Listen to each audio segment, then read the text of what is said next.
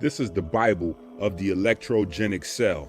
It's not just the best book ever written on the subject, it's the only book ever written on this subject.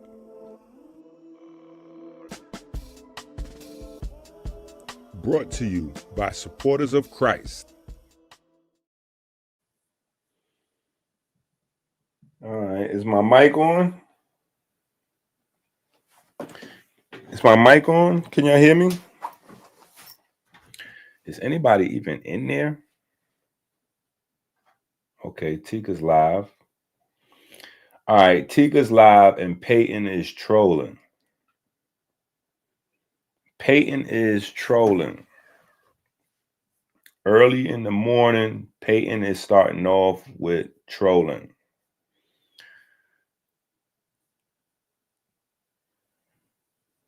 Peyton, you can't be trolling in the first thing in the morning. Yeah, Peyton, you can't be trolling first thing in the morning. Peyton said, what's your favorite song on the album?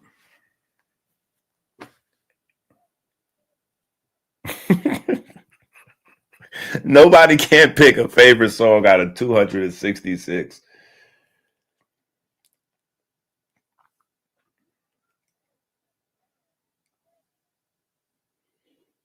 Yeah, my favorite song done switched 100 times already. I done had at least 100 favorite songs. I done had at least 100 favorite songs already.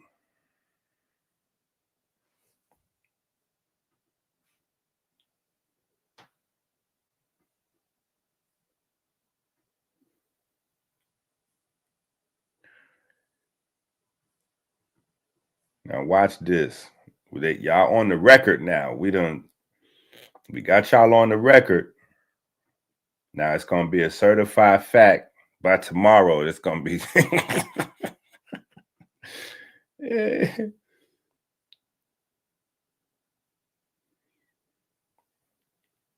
Man, the playlist has more songs than artists' actual catalogs. Talk about it. Let's go, man.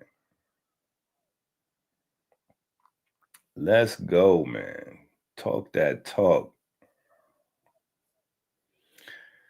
Talk that talk. You know, lately I've been listening to the Psalms. You know, it's like 10 Psalms on there. And the Psalms I made from the prayer. The Psalms I made from the prayer. I've been listening to them. I've been imparting the music.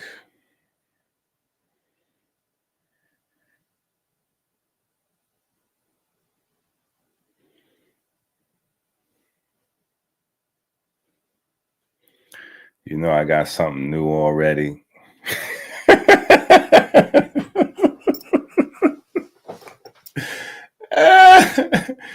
You know, I got something new already. I ain't even upload it. Let me see if I can play this song. We supposed to be starting class. Let me see something.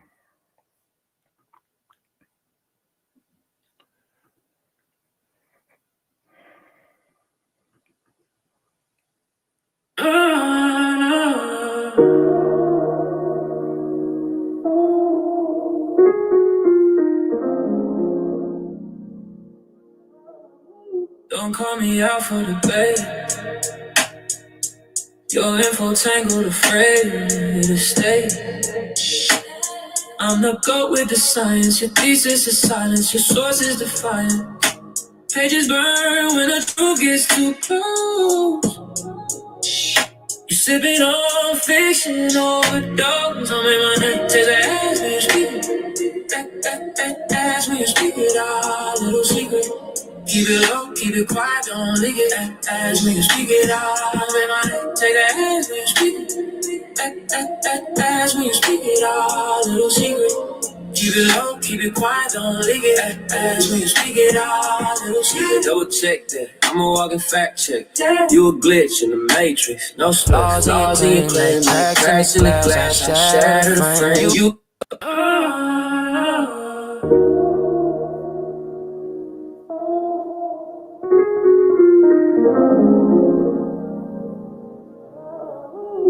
Mama called me out for the bed. Your info tangled, afraid to stay. I'm the goat with the science. Your thesis is silence. Your source is defiant. Pages burn when the truth gets too close. You sipping on fiction, all the dogs on me on the tail. As we speak it out. I can't share it without the echo.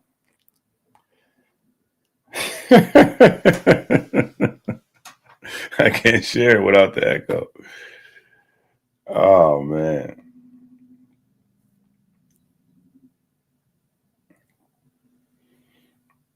It's tough though. It is tough. Let me see if I can share it another way. Mm-hmm.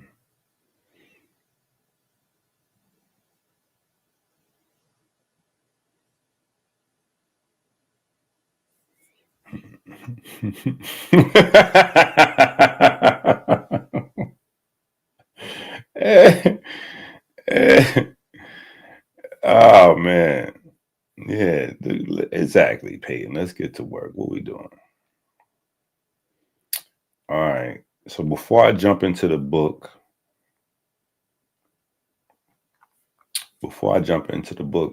I do have something though.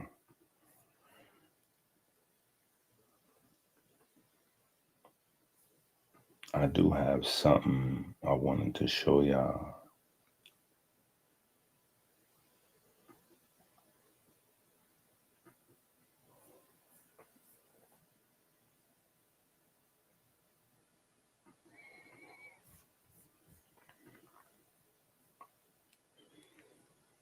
We have a new class.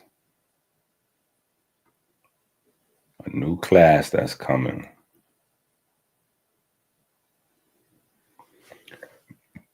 A new class is en route.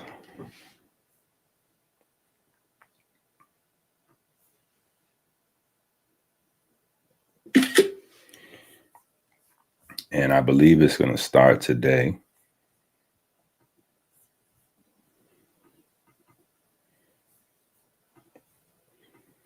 So if y'all didn't think that the debates were good, this came as a result of the debates. This came as a result of the debates.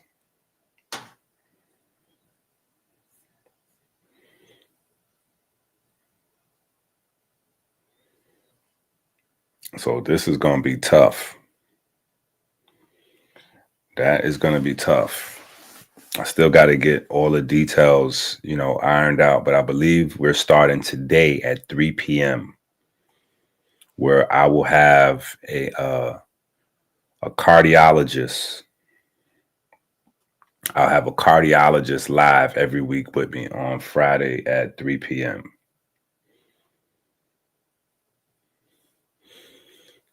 Yeah, that right there is another level.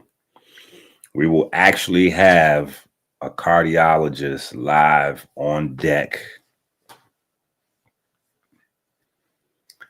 Yeah, we'll have a cardiologist live on deck every week. You know what I'm saying? So we will be cooking. We will be cooking. Yeah. So that's going to be tough. That is going to be tough. Mr. Lungs and Dr. Kepper. Yeah. That's what I told you. The source of sources. The sources. Right? The source of source. The sorceress. The sorcerer. The sorcerer. Yeah. The sorcerer. They did call me a wizard. I might have to change that to the sorcerer. Yeah, they called me a wizard. I might have to change that to the sorcerer.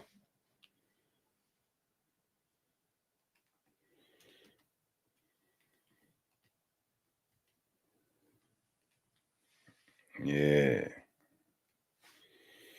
I'm gonna have to change that to the sorcerer.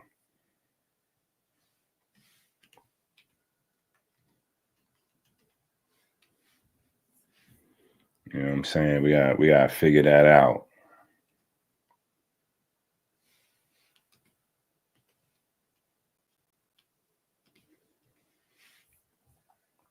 Yeah.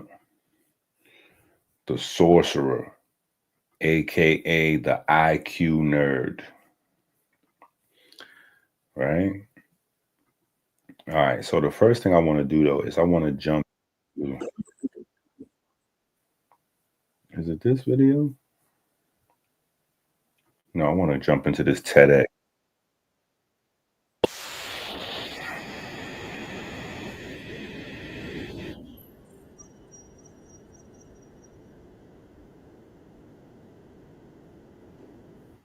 Okay.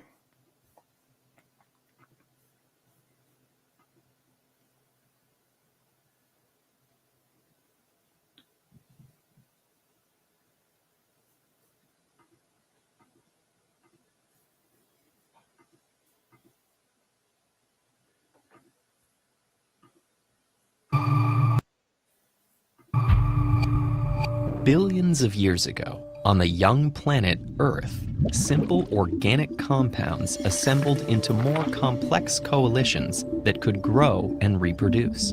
They were the very first life on Earth, and they gave rise to every one of the billions of species that have inhabited our planet Earth. Simple organic compounds assembled into more complex coalitions that could grow and reproduce.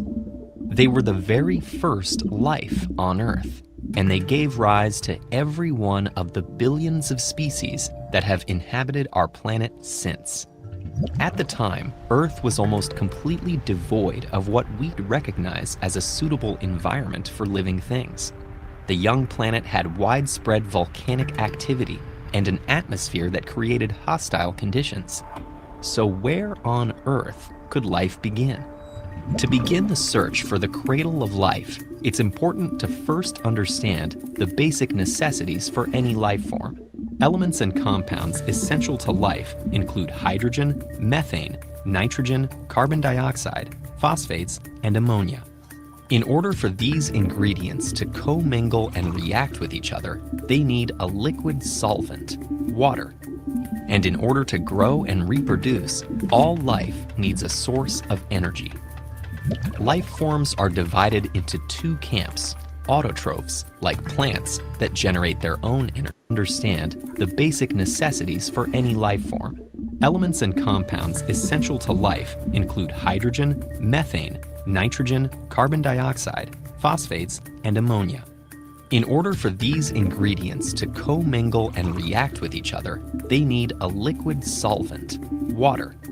And in order to grow and reproduce, all life needs a source of energy. Life forms are divided into two camps: autotrophs, like plants that generate their own energy, and heterotrophs, like animals, that consume other organisms for energy. The first life form wouldn't have had other organisms to consume, of course, so it must have been an autotroph, generating energy either from the sun or from chemical gradients. So what locations meet these criteria? Places on land or close to the surface of the ocean have the advantage of access to sunlight. But at the time when life began, the UV radiation on Earth's surface was likely too harsh for life to survive there. One setting offers protection from this radiation and an alternative energy source: the hydrothermal vents that wind across the ocean floor, covered by kilometers. Okay, listen, y'all supposed to be in y'all forensics bag right now. Listen, y'all supposed to be in y'all forensics bag, right? Y'all supposed to be in y'all forensics bag. Y'all supposed to be getting deep. Y'all supposed to be getting deep, taking notes, getting deep. Okay. Somebody got too deep. Peyton, you got too deep. You got too deep. I'm not sure if we're going that deep. Yeah, I'm not sure if we're going that way. Actually, we might go that deep though. We might go that deep. We might go that deep. We might go that deep. I'm not sure. let me rephrase that. We might go that deep. I'm not sure if TEDx is going that deep. Let me say it that way. Right? Let me say it that way. Right? But in the quest to find a flaw,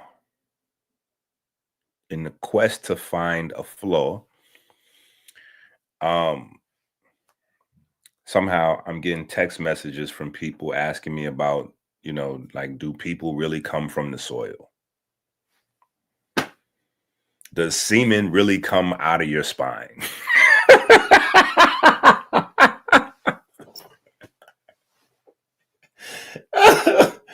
Oh my God. Jesus, take the wheel. Listen, some of this stuff is so foolish. It is crazy.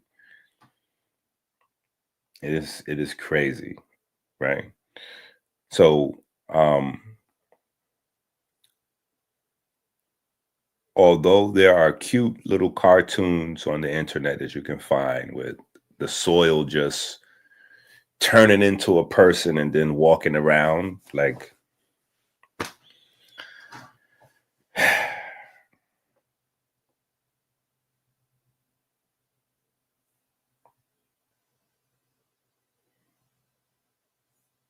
said the video has an echo? The video can't have an echo. The video better not have an echo.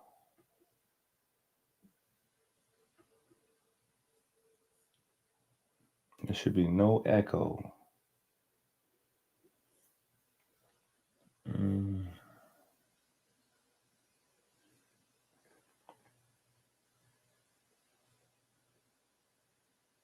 Yeah, there should be no echo. Okay, good. That's Tika messed up headphones. Yeah, that's Tika messed up speakers or something. Yeah, good. She got me over here. Going crazy. I'm checking. I'm Xing out of screens. I'm Xing out of screens. Okay. But good looking out for trying to keep me sharp. All right. Wait a minute.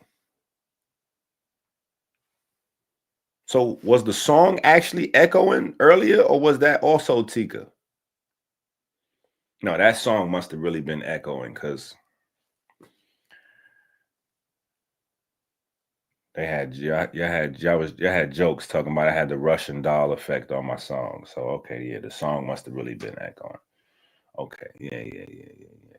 All right, so I'm trying to give you a little Funk Master Flex night. I thought it was a little exclusive. Anyway, y'all should be taking notes, right?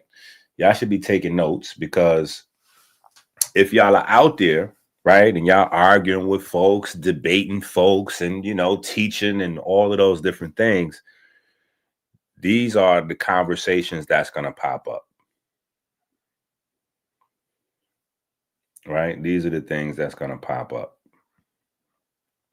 And so we probably should have,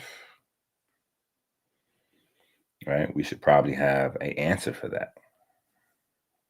Right? We should probably have an answer for that.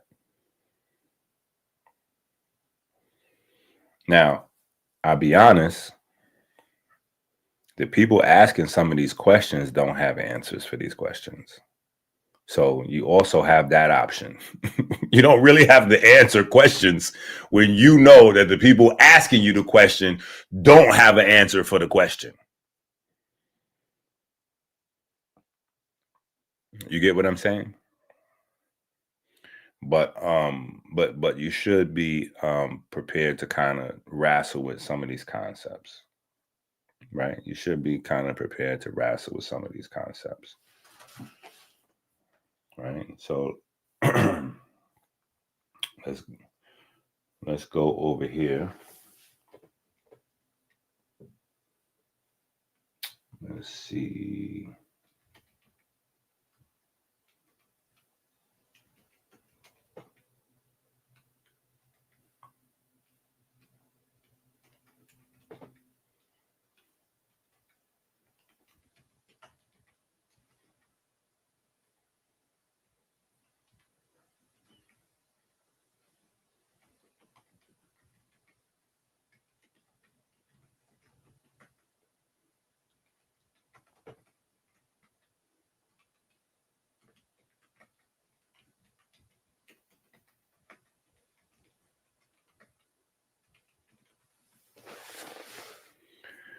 Let's see what the Google demons have in store for us.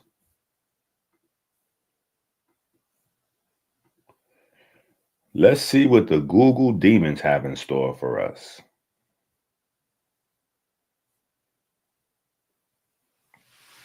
Okay, so I think this right here is grand opening, grand closing. Right here. This is the end of the combo, right?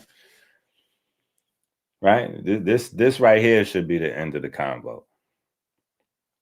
Does phosphate, methane, hydrogen, CO2, nitrogen, and ammonia come from the soil on early Earth?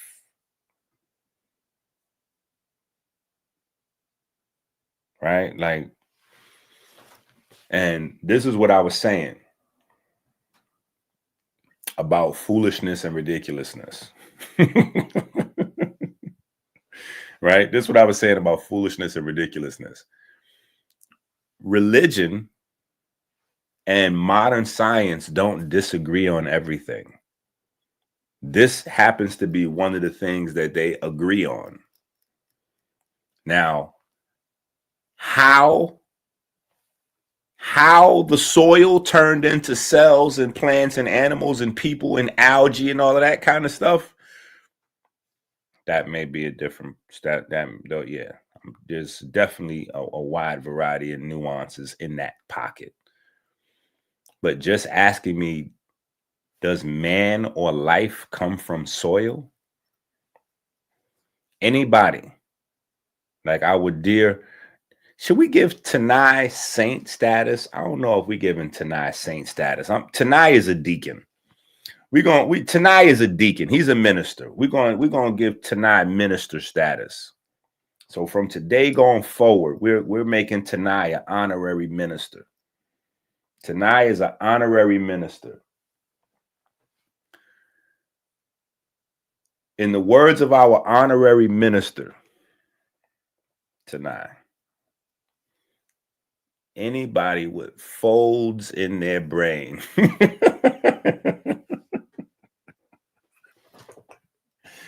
anybody with folds in their brain knows that life on earth came from the soil.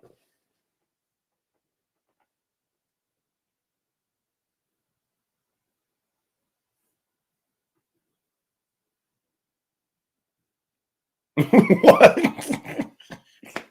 Cow. Oh, cow. You know, we have to delay class for you, brother. Now look at Kyle. Kyle done interrupted the whole class. Kyle, you done interrupted the class. And you done caused us to delay prayer.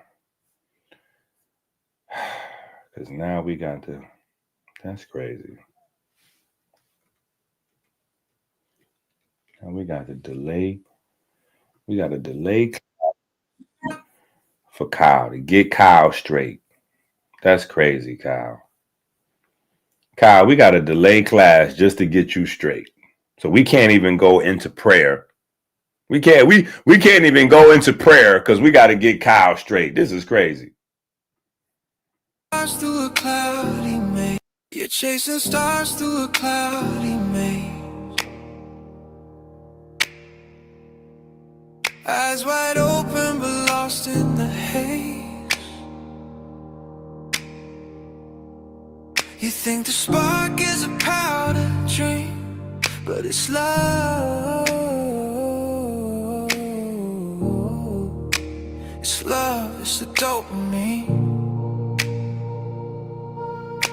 Your heart's got wings, but they're stuck on the ground. You need a lift that'll stick around. Stop, snorting, move, 'cause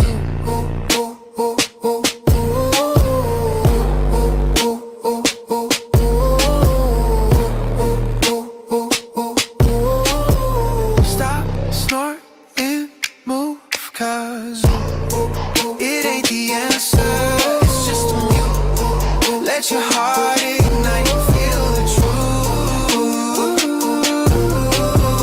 Stop, snort, and move, 'cause you're a diamond buried in the dirt. Polish the pain, let go of the hurt. The rush you crave is a fleeting light, but love burns. Cow.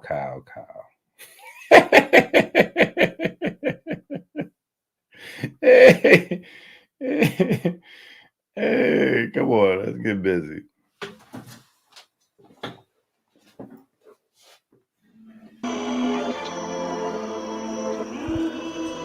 Inky prayer number 2.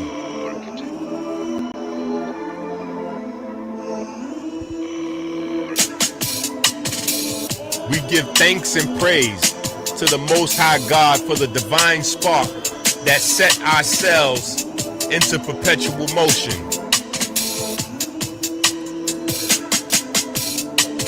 We give thanks for the magnetism of the Most Holy, the magnetism that repels and attracts the ferry boats of light 60,000 miles every 60 seconds throughout our vessels and caves. We give thanks for the ability to drink clean water every 60 minutes, flooding the river of life.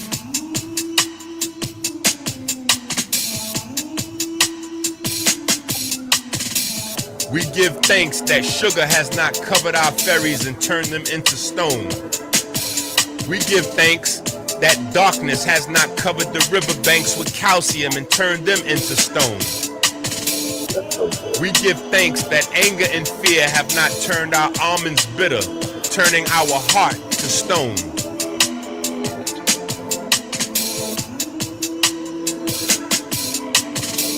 We give thanks for smooth sailing upstream through the valley of death, through the superior vena cava into the right atrium.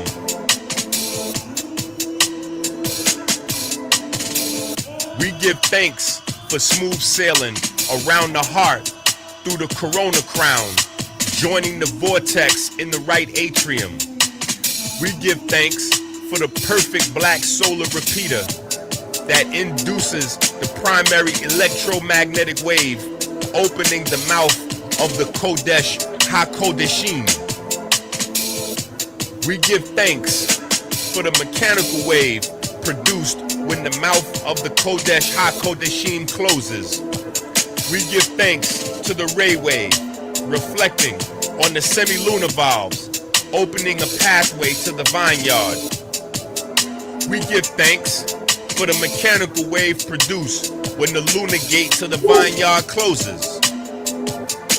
We give thanks to the Most High God that provides the light and our breath, and the light in our breath. We give thanks for the fine olfactory system that makes our grapes ripe with light. We give thanks for the Jed pillar that provides us with a stable fleet of ferry boats to dock in our vineyard. We give thanks for smooth sailing through the pulmonary vein into the storm of the left atrium. We give thanks for the perfect black solar repeater that induces the primary electromagnetic wave, opening the mouth of the Kodesh HaKodeshim. We give thanks for the mechanical wave produced when the mouth of the Kodesh HaKodeshim closes. We give thanks to the ray wave, reflecting on the semi-lunar valves, opening a pathway into the holy royal arch of the Wa scepter. We give thanks for the mechanical wave produced when the lunar gate into the holy royal arch of the Wa scepter closes.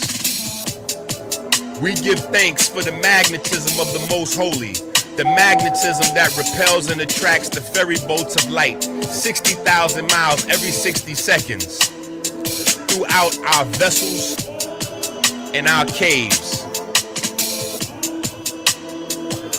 Amen.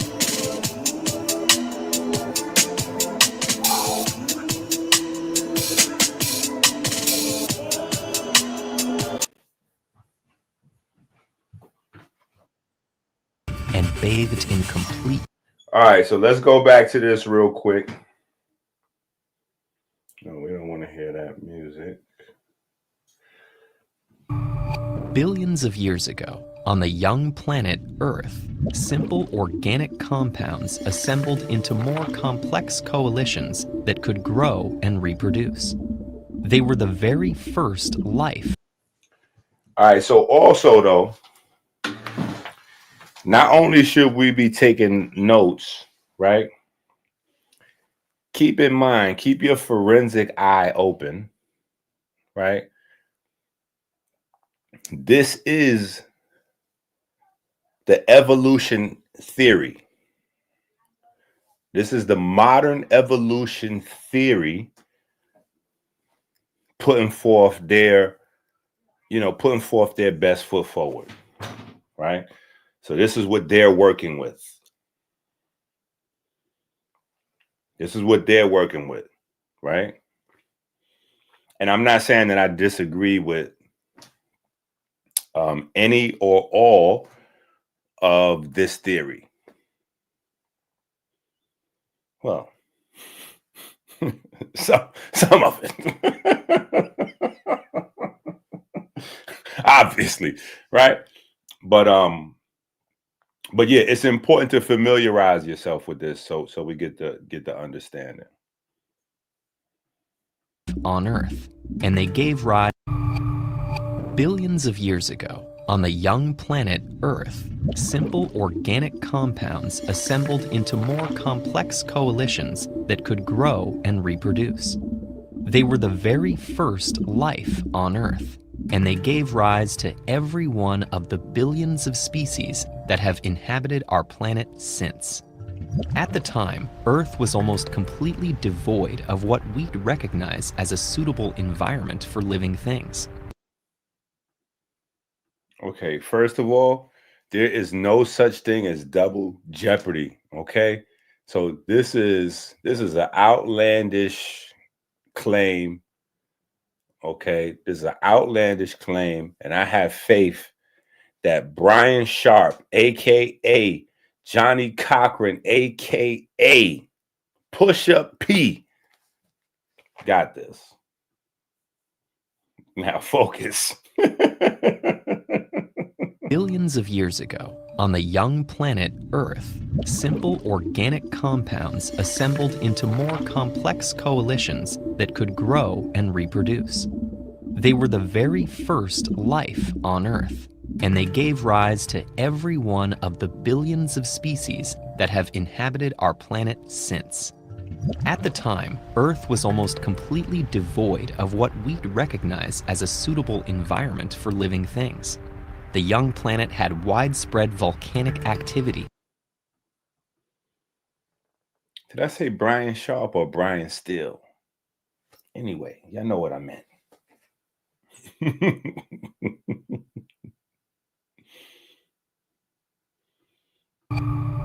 Billions of years ago, on the young planet Earth, simple organic compounds assembled into more complex coalitions that could grow and reproduce.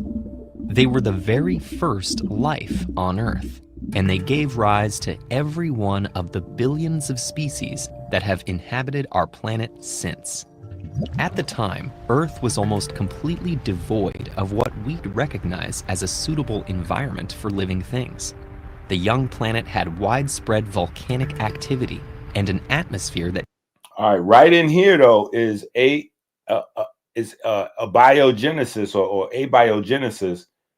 This right here, this portion right here. Billions of years ago, On the young planet Earth, simple organic compounds assembled into more complex coalitions that could grow and reproduce. They were the very first life on Earth. Okay, right there. That right there has been 100 years worth of experiments and probably billions of dollars. Billions of dollars, possibly billions of dollars wasted down the drain because they've never been able to reproduce that. Right. So one of the things we talk about, particularly in, I think it's book 2 and book 3. I think it's in this book and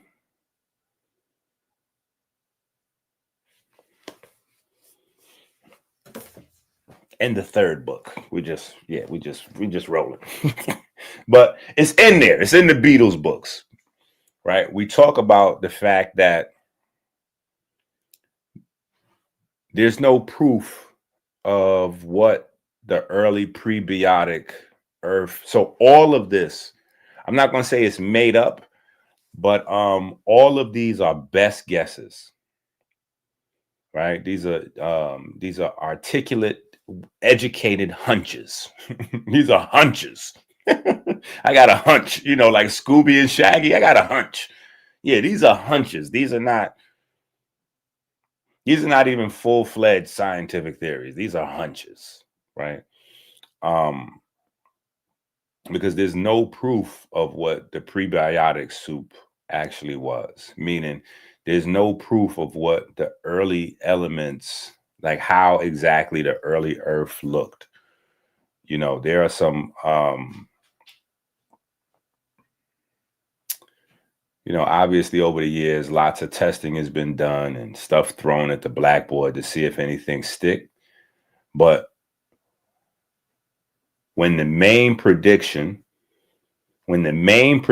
continuously fails, you have to say to yourself, with all due respect, you don't know which parts of your observation / theory is incorrect. The only thing you know is that there is a fatal flaw somewhere in there. And you have to relook at everything. Like my father used to tell me all the time, like I would lose my keys or something around the house and I'll be looking for it. And I'll ask him, Dad, you see my keys?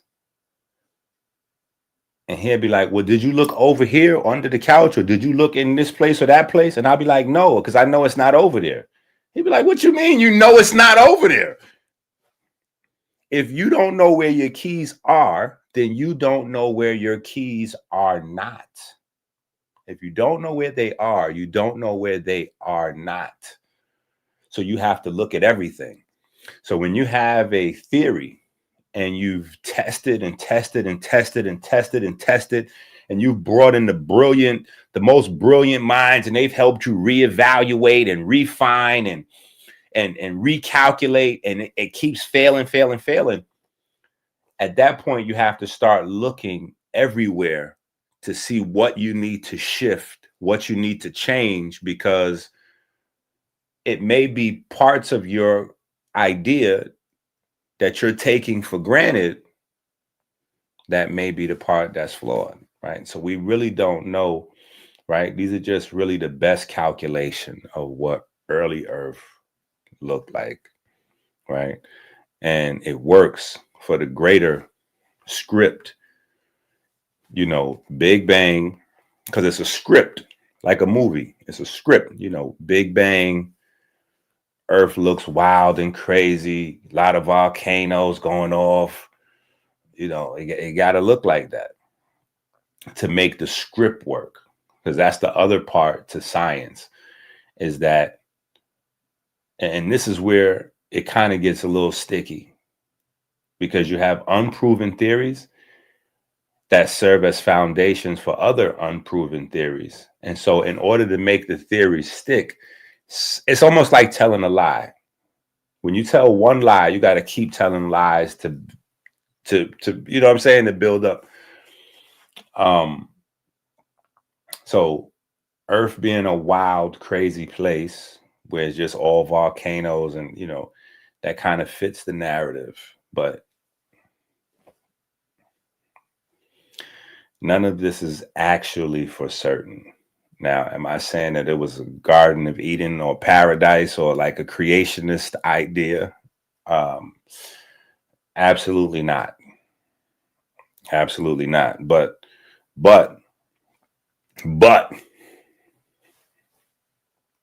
am I taking that off the table? No, I'm not taking that off the table, because volcanoes have turned into beautiful islands.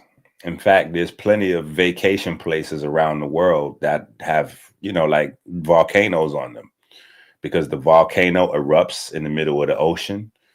The lava turns into land around the volcano, and pretty soon we got nice, beautiful, lush grass and trees, and it looks amazing.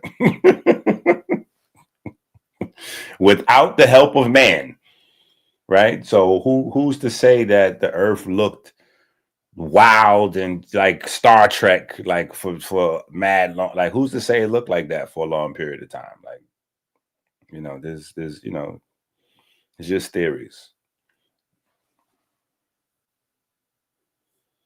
Come on, Peyton. See, Peyton cooking.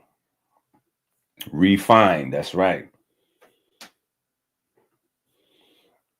So I'm just saying, I'm not saying that we need to challenge everything, but we kind of need to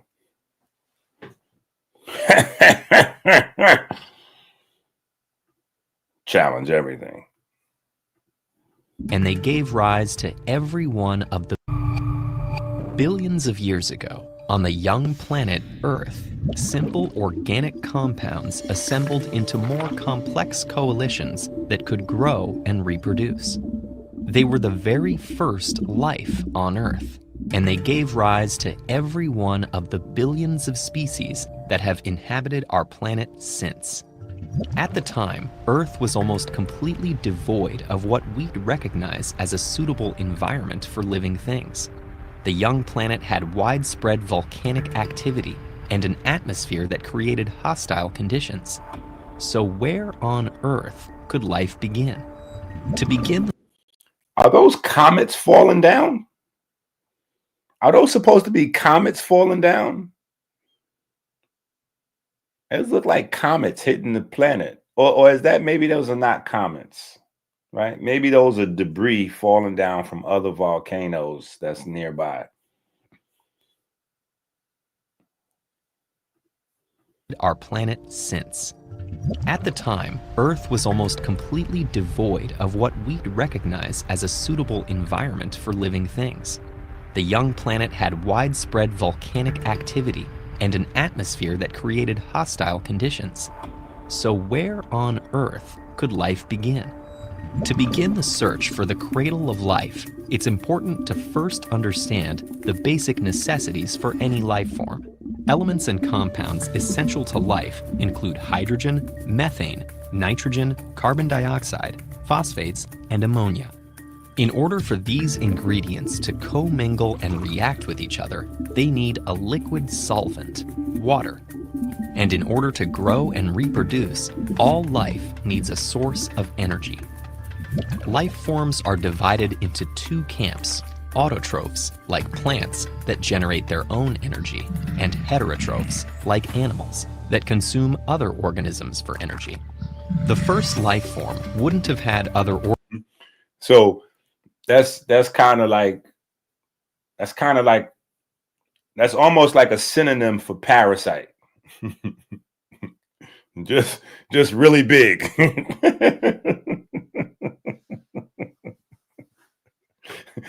I'm not saying it's one to one. I'm just saying it's kind of like that. Like you have self-sufficient, and then you have organisms that live off of other organisms, right? And our tissue was actually categorized that way. And so that right there was the foundation of like the theory, our theory that started the melanin versus diabetes whole movement. Because remember, the tissues were divided kind of like that, not autotroph and heterotroph, but kind of like that. We only had two classifications for tissue. You had tissue that consumed a lot of energy, and then you had tissue that did not consume a lot of energy. And so what we came to the table with is a third category of tissue, particularly pigment dense tissue that was able to produce its own energy, right? To produce its own energy. And that hadn't been taken into consideration back when they had done the early studies on energy metabolism and trying to actually calculate, how the body, metabolized energy and why there was 25% of the daily energy missing and all of those different concepts. So that right there is an important concept that will constantly be in the evolutionary or biological, somewhere in there. It's always going to be in there. Even when you look at viruses, because viruses and bacteria are too small for us to see. A lot of people assume that viruses and bacteria are kind of the same, but it's not. A virus is like a baseball compared to a bacteria being like a house, a house maybe, or viruses are infinitely smaller than a bacteria, right? Thousands, maybe millions of bacteria can fit in. Thousands, maybe millions of viruses can fit into a bacteria, which can be dangerous in terms of your body, because sometimes viruses do use bacteria as Trojan horses. Yeah. So viruses will hop up into a bacteria, and then the bacteria, if the bacteria gets into you, the viruses, because viruses, they need cellular machinery. They don't have cellular machinery. They're genetic information, but they don't have cellular machinery. So they can't reproduce and do much.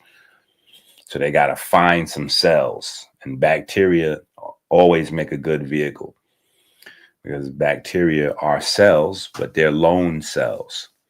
So they don't make a good home for a virus, but they do make a good vehicle for a virus.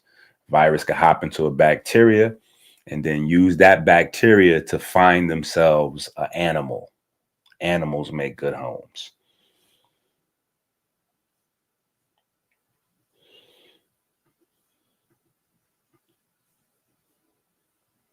Organisms to consume, of course, so it must have been an autotroph, generating energy either from the sun or from chemical gradients. So what locations meet these criteria? Places on land or close to the surface of the ocean have the advantage of access to sunlight. But at the time when life began, the UV radiation on Earth's surface was likely too harsh for life to survive there. One setting offers protection from this radiation and an alternative energy source. The hydro. All right, so now they just dropped some jewels on you. They just dropped some jewels on you, right? You don't see and hear with your eyes and ears. You see and hear with your mind. So you might not have caught algae. You might not have caught algae into the story.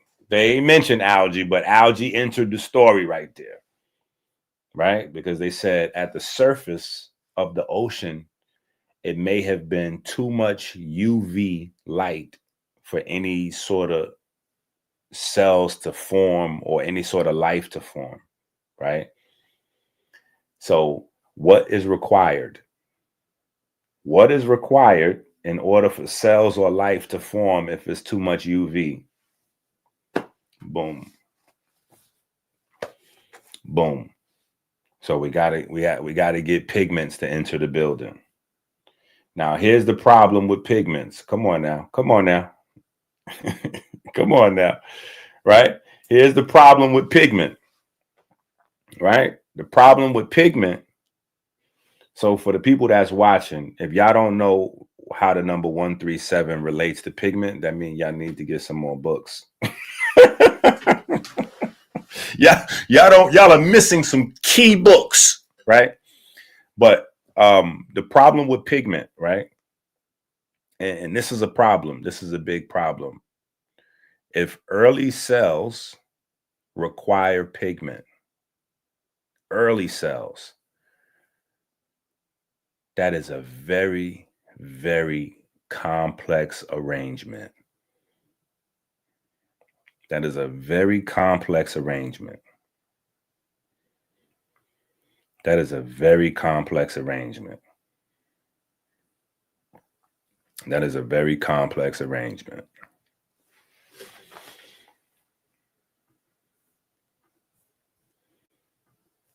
Places on land or close to the surface of the ocean have the advantage of access to sunlight. But at the time when life began, the UV radiation on Earth's surface was likely too harsh for life to survive there.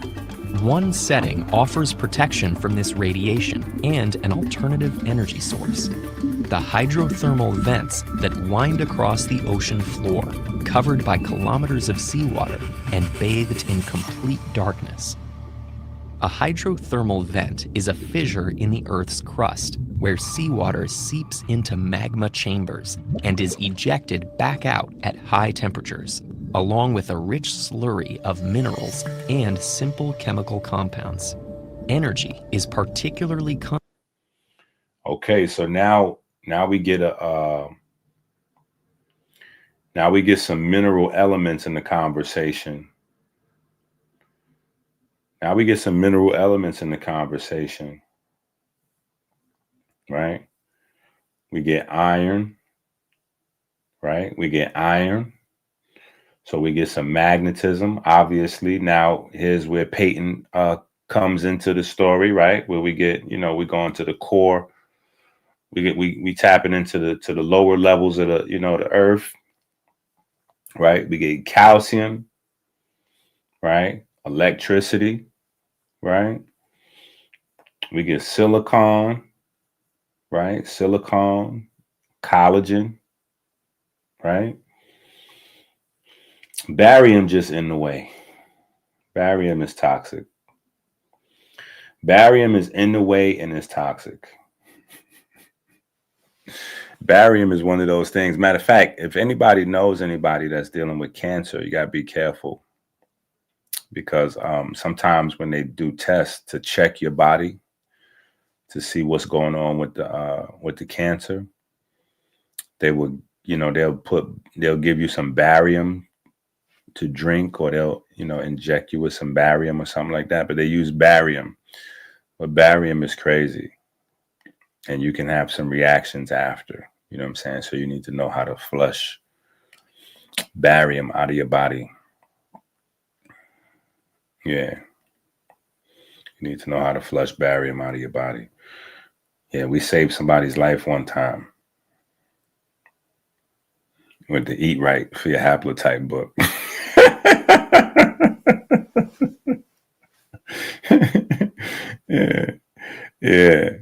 Yeah. Because you got mineral relationships, or elemental relationships anyway. And so if you flood your body with potassium, your body will flush out the barium.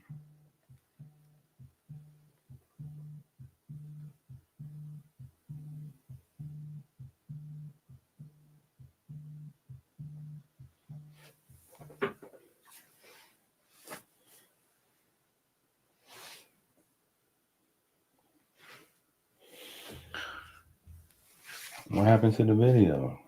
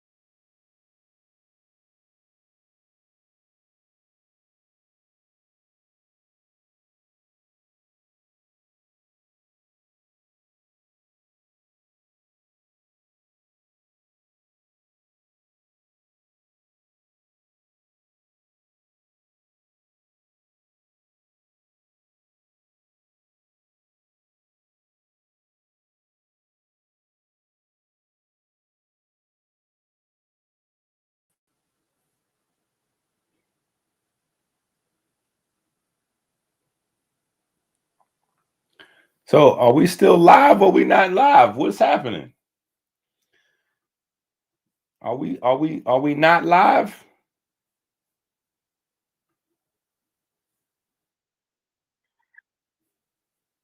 It look like we live.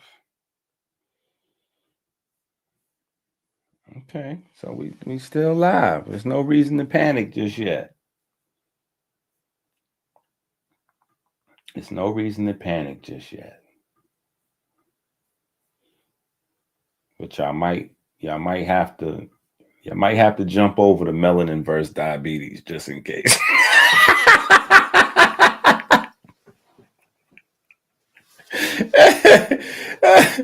Oh man. All right. So we can't mess with the TEDx. We can't react to a TEDx video, clearly.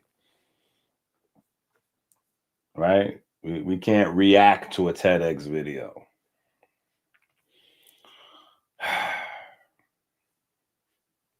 What we gonna do? We can't react to a TEDx video. That's crazy. All right. I know what we're gonna do. We're gonna jump. But I think we got a good bit of that, right? And I think the only part that we missed is where they categorize the vents in the ocean floor, right? They categorize the vents in the ocean floor. Look at Minister Tanai popping in here. Minister Tanai.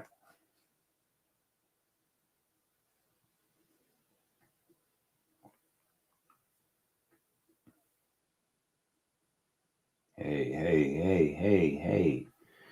Careful. Listen, careful. We still live, so we don't know if the YouTube gods have frowned upon us or not.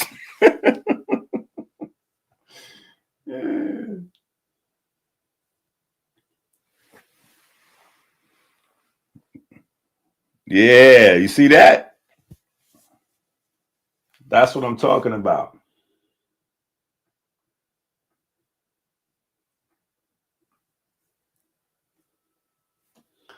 So, but listen, so let's go back to the ocean floor, right? We don't need the video for the rest of the portion, right? So on the ocean floor, you have two different types of vents. You have black smokers and white smokers. In fact, let's go to the Google Demons real quick. Let's go to the Google Demons real quick and see.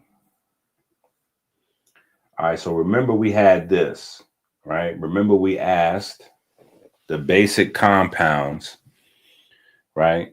Does phosphate, methane, hydrogen, CO2, nitrogen, and ammonia come from the soil on early Earth, right? Yes, these compounds and elements were present on early Earth, but they originate primarily from volcanic outgassing, the weathering of rocks and extraterrestrial material, and atmospheric processes rather than soil in the modern sense. Well, here's the thing. When we're discussing soil in a historical sense, right? When we're discussing soil in a historical sense, there's no modern overlay needed, right? If we're talking about where life began, we're clearly talking about early Earth, right?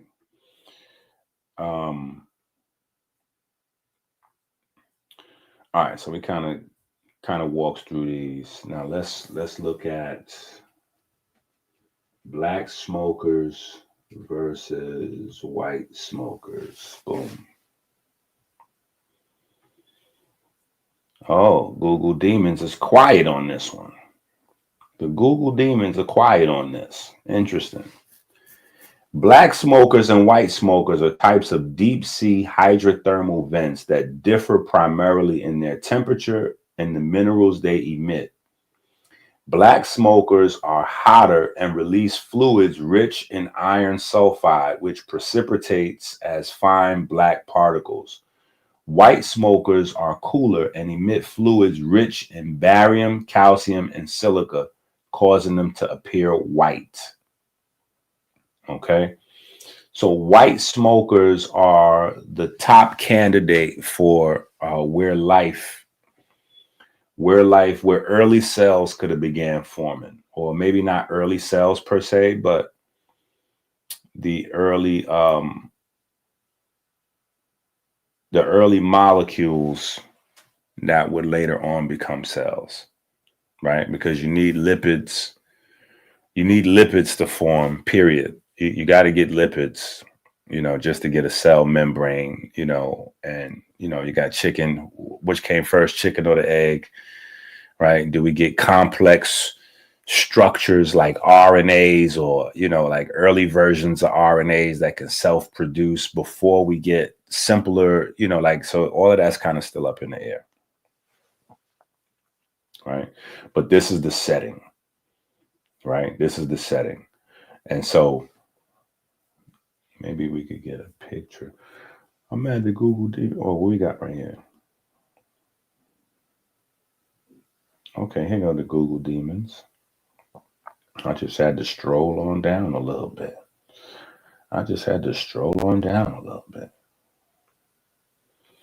Okay, so interesting. White smokers, which is the lead guess or hypothesis for where early life formed, alkaline fluids. W for Sabi. That's a small little W for Sabi, right? Right. But honestly, the alkaline is necessary because your genetic information it requires an alkaline environment. Yeah, let me double check that.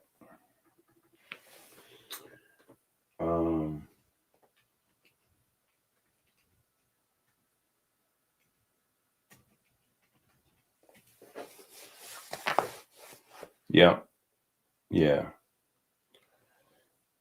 So they require an alkaline environment.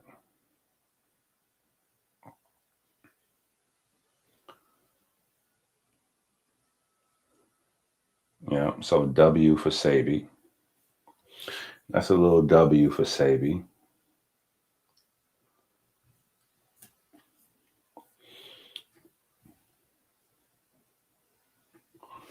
All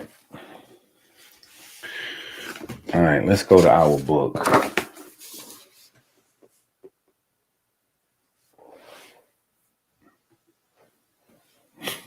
You trolling.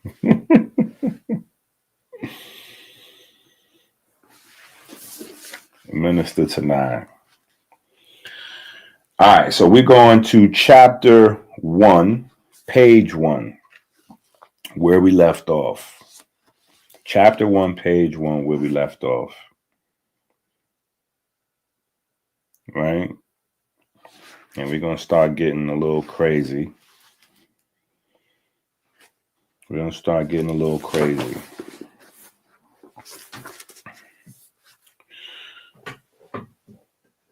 Study is not only mental exercise.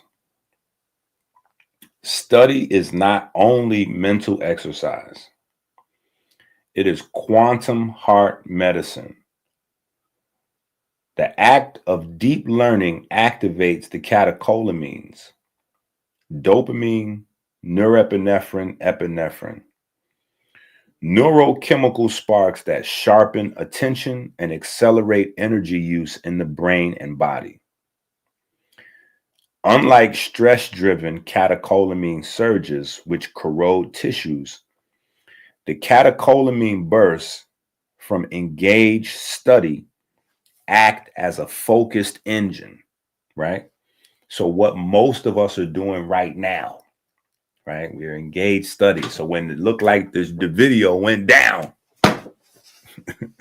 that almost was painful for a second there because it messed with our neurochemistry, right? It was like rejection, like when you was in kindergarten and you wrote on the little paper to the girl sitting in the front, I like you. Do you like me? Yes or no? If you got that paper back and she circled no, and the homie seen it,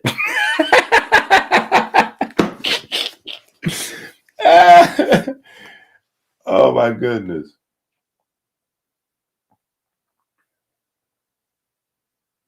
Paul said he turned to page 1 in spirit till his book come.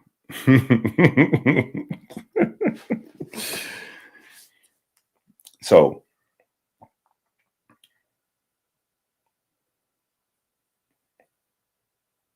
let's rewind.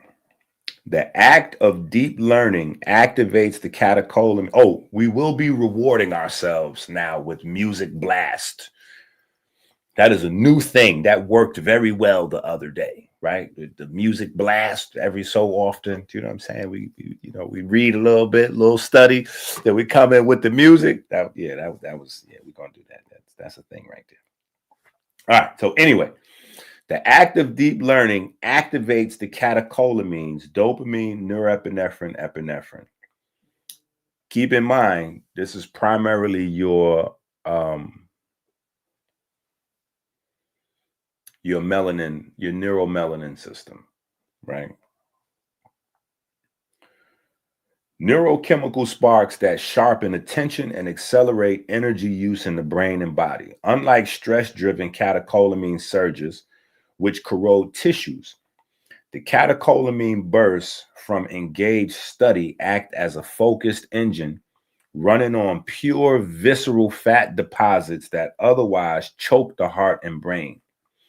This selective mobilization of fat is most potent when the information being studied lights up the body's pattern recognition centers. The higher order networks of cortex and midbrain that encode meaning and coherence and self-reflection. These centers are not merely cognitive hubs, but the temple's spiritual loci or spiritual nodes, the God centers, where the body learns itself and remembers the source. Epidemiological evidence confirms the biology of this metaphysics. Higher education is tightly associated with lower lifetime cardiovascular risks. That is actually published material. Higher education correlates with lower lifetime cardiovascular risk. Yes. So that's technically like a scientific study that's been done that says dumber people die faster.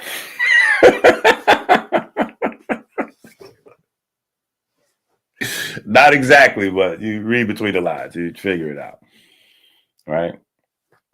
Men without high school education carry a hazard ratio of 1.5 for cardiovascular disease compared to college graduates, while women follow the same pattern.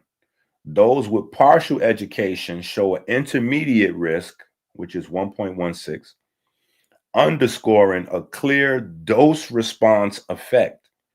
Large Mendelian randomization studies further demonstrate that education attainment is not just correlated, but causally protective against coronary disease, stroke, heart failure, and hypertension. National surveys echo the same. Compared to college graduates, those with less than a high school diploma face up to 1.5 times higher risk of cardiovascular mortality.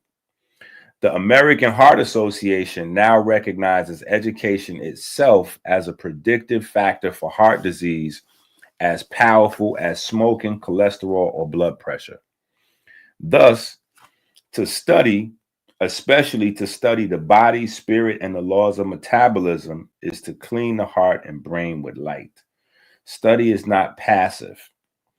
Study is not passive intake, but active thermogenesis, transmuting visceral fat into signals, replacing destructive noise with coherent patterns. Every act of engaged learning becomes cardiac therapy, neurological renewal, and spiritual alchemy. To study is to pray with neurons. To learn is to electrify the heart. Study is fasting for the brain. It is not a hollow act of memorization, but a metabolic ritual that converts ignorance into energy. When one studies catecholamines, dopamine, norepinephrine, and epinephrine rise like incense in the temple, metabolizing visceral fat in the heart and brain. This is not just metaphor, but biology. Catecholamine release mobilizes stored fats into free fatty acids, fueling the mind's fire and clearing the sludge that strangles circulation. Study therefore acts as a sacred cardio-metabolic exercise, parallel in potency to running under the sun.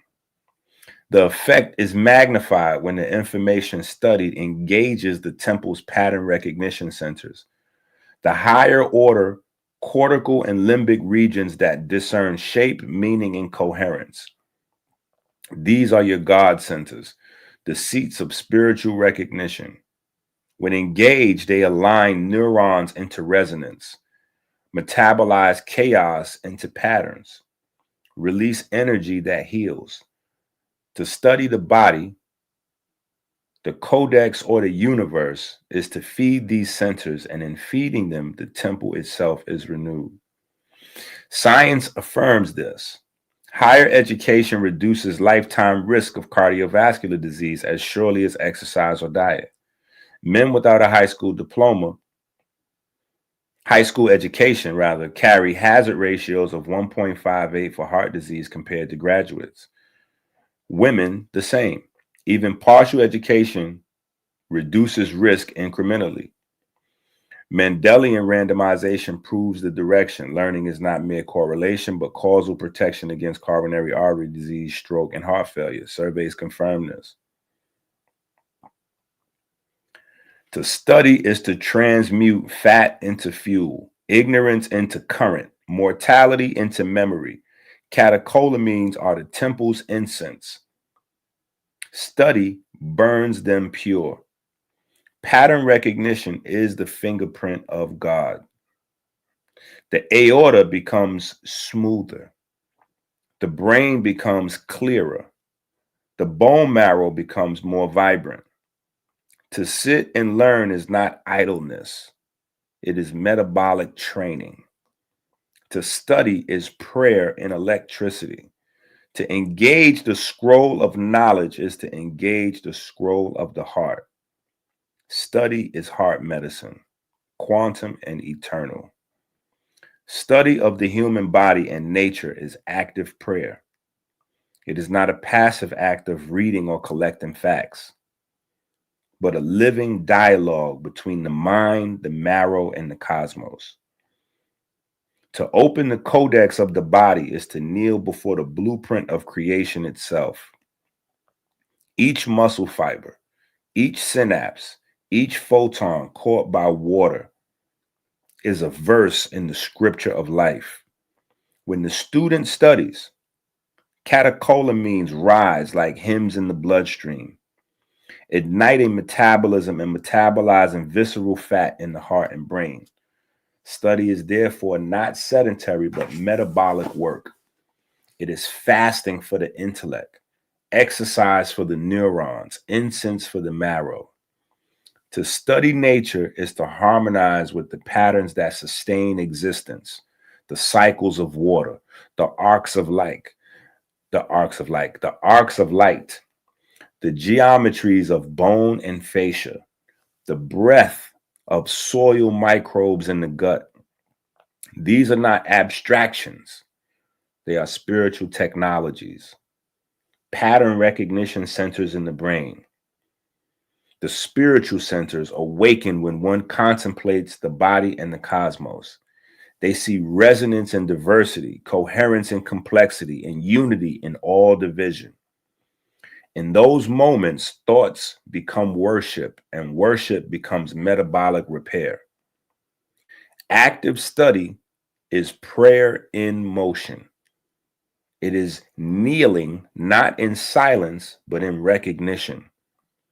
Touching the divine through the laws of metabolism, through the pulse of light and pigment, through the piezoelectric whispers of the bone. To know the body is to remember the source. To know nature is to speak with the eternal. Study is not preparation for life. Study is life. Metabolized as prayer, transmuted into electricity, preserved as spirit. Black's anatomical preview. The heart, the quantum power converter. The heart is not just a pump. It is a motherboard of bioelectric conversion, taking in chemical substrates and turning them into synchronized electromagnetic waves. At its core, the nucleus is a CPU. Each cardiac cell's nucleus runs its instruction set for protein synthesis, stress response, and rhythm regulation. Each nuclei coordinate like multi-core processors operating in parallel across billions of cells.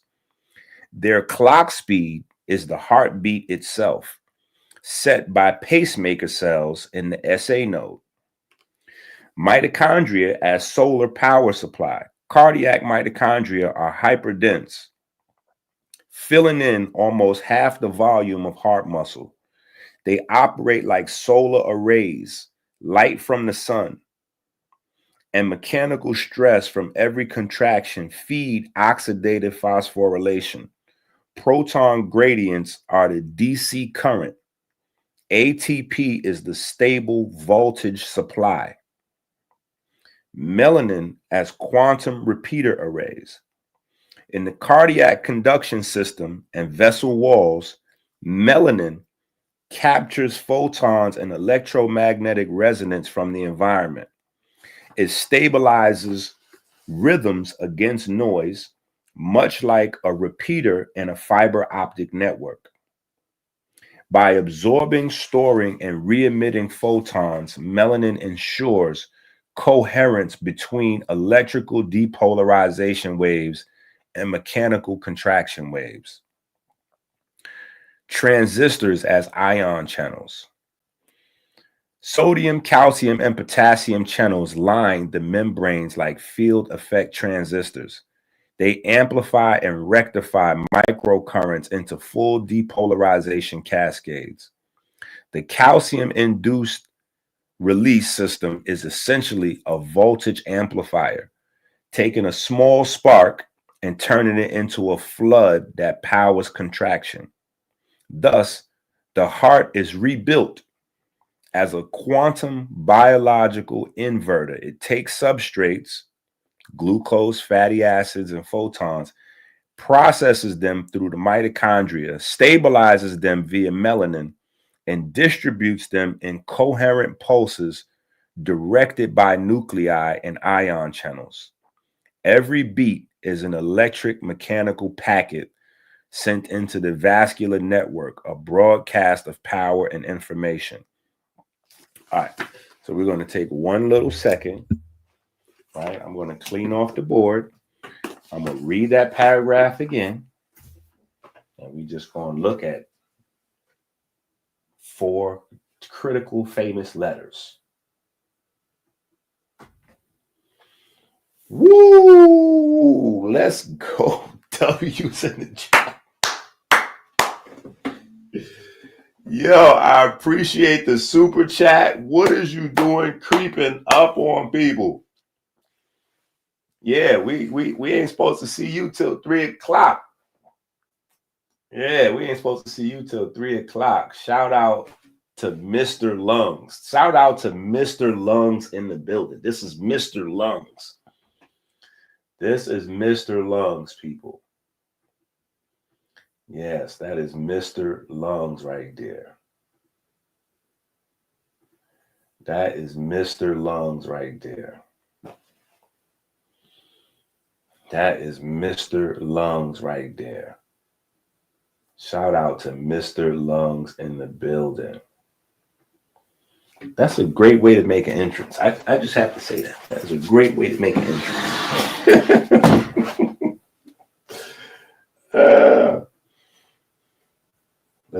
Let's get something. Let's get some music while I erase the board.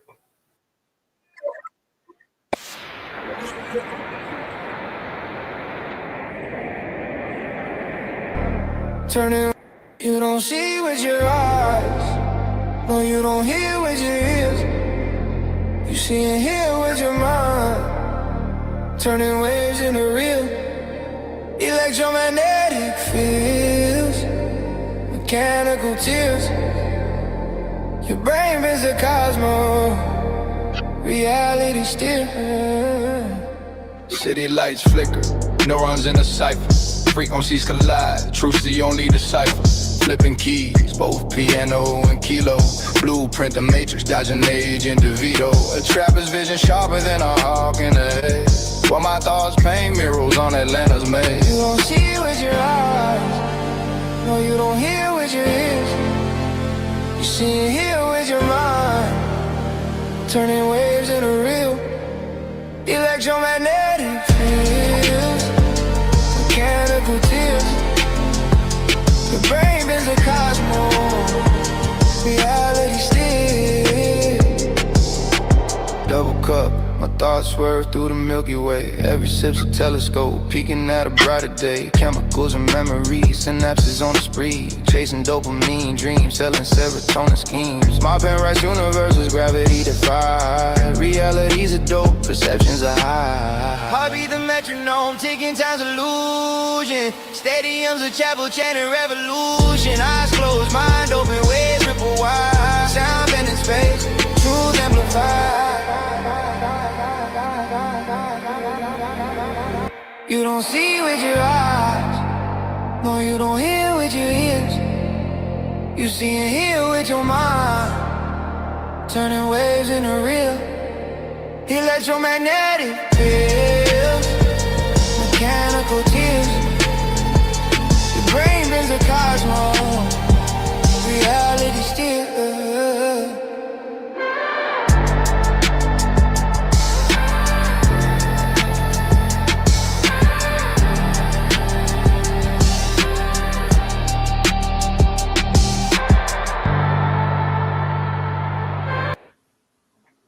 All right. We back at it. Right. So what we talking about? Right. We talking about this. Right. We talking about the QRS. Hold up. Let's get this. Is this you? No, this is not you. Right. It is you. There we go. Boop. So we got our QRST complex up here, right? We got our QRST complex, and then we got our SA node, the big three, right? The big three, the SA node, the NA node, and then we got the Purkinje fibers.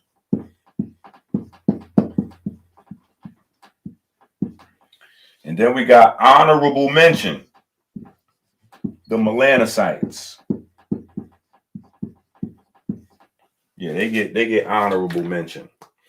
And then the Purkinje fibers breaks down into all of the other little bundles of Brockman and bundles of his and bundles of this and that and the other. But basically all a part of the Purkinje fibers, right? So you got your SA node, NA node, Purkinje fibers.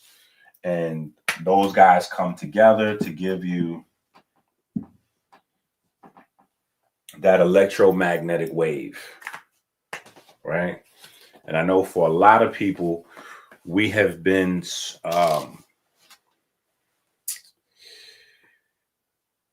not going to say brainwashed, but we've been kind of like dumbed down to a sense in terms of our body for so long that it sounds weird. It sounds weird and even may feel a little weird to hear about the body in terms of electricity and magnetism and those things, especially with so much foolishness on the internet, you know, chakras and kundalinis and all kinds of other crazy stuff. But this is actually the thing that keeps us alive. And ignorance of this is the #1 killer on earth. This right here is the reason why heart disease is the #1 killer, period, because people don't know this. don't discuss this, don't talk about this, right? Because it's kind of spooky. It's, but this is what it is. It is what it is. It's a big, huge not big, huge, but comparatively to the rest of the body, it's a sustained electromagnetic wave production going on. Let's see if we can see one. Just look at one.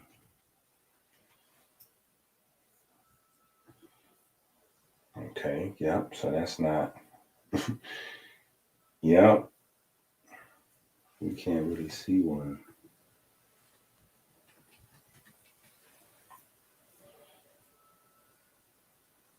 Yeah, the best thing we get is like digital. The best thing we get is like digital.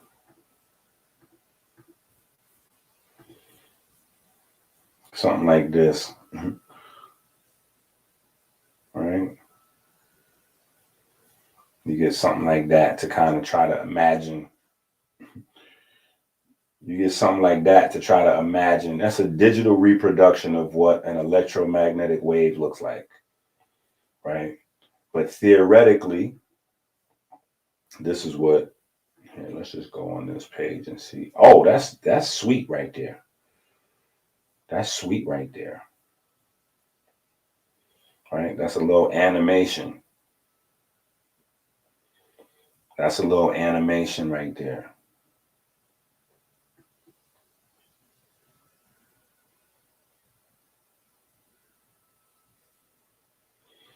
That's a little animation right there. That's a nice little sweet animation. Right? Let's see what this is saying. The EM source, blah, blah, blah. Okay, yeah, it's getting ready to get into some complicated gobbledygook. It's going to get into some womp womp. Right? But this is the star of the show right here. Right? This is the star of the show right here. And it's very interesting. Right? This is one of the things that was interesting to me early on when I first started Masonic studies.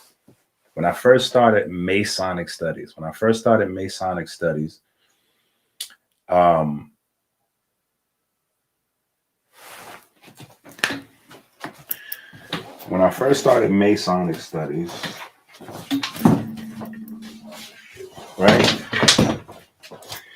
One of the things that popped out to me very early, right, was this 90-degree angle, right?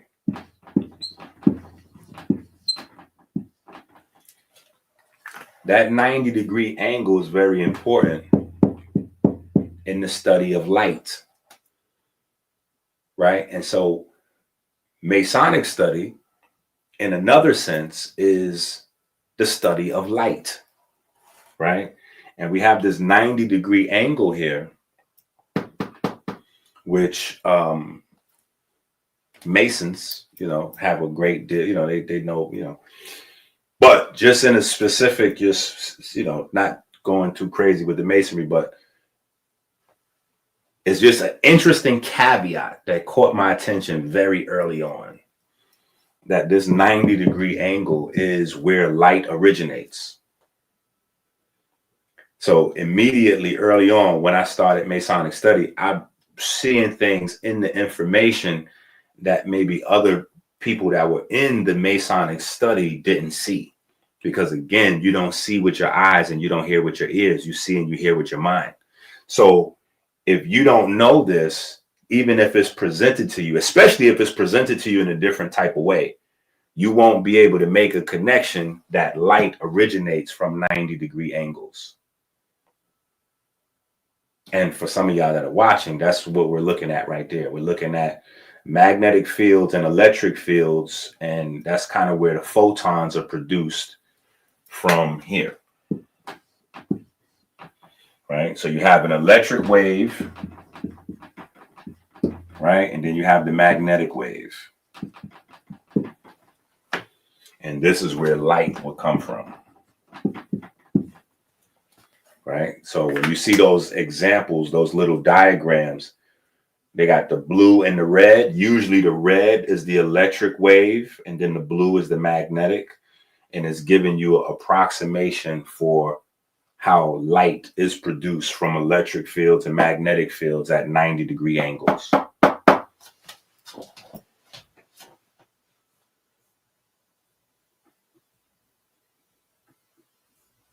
What degree am I at now? I'm at the Black's Anatomy degree.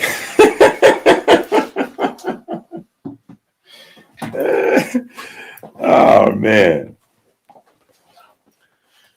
That's crazy. You got to be, when you drop into science, you got to be cautious. Right? So I just wanted to give y'all an idea, because remember, this is a flat picture. But in this flat picture, they're trying to give you the idea with these arrows. That's why you have the Y, Z, and the X axis, right? They're trying to give you some direction. So here's your 90-degree angle between the Y and the Z, right? So the magnetic and the electric are at 90-degree angles to one another, propagating this direction where you see the X. Right? So they're trying to give you some idea of what that looks like. I think this is pretty good, though.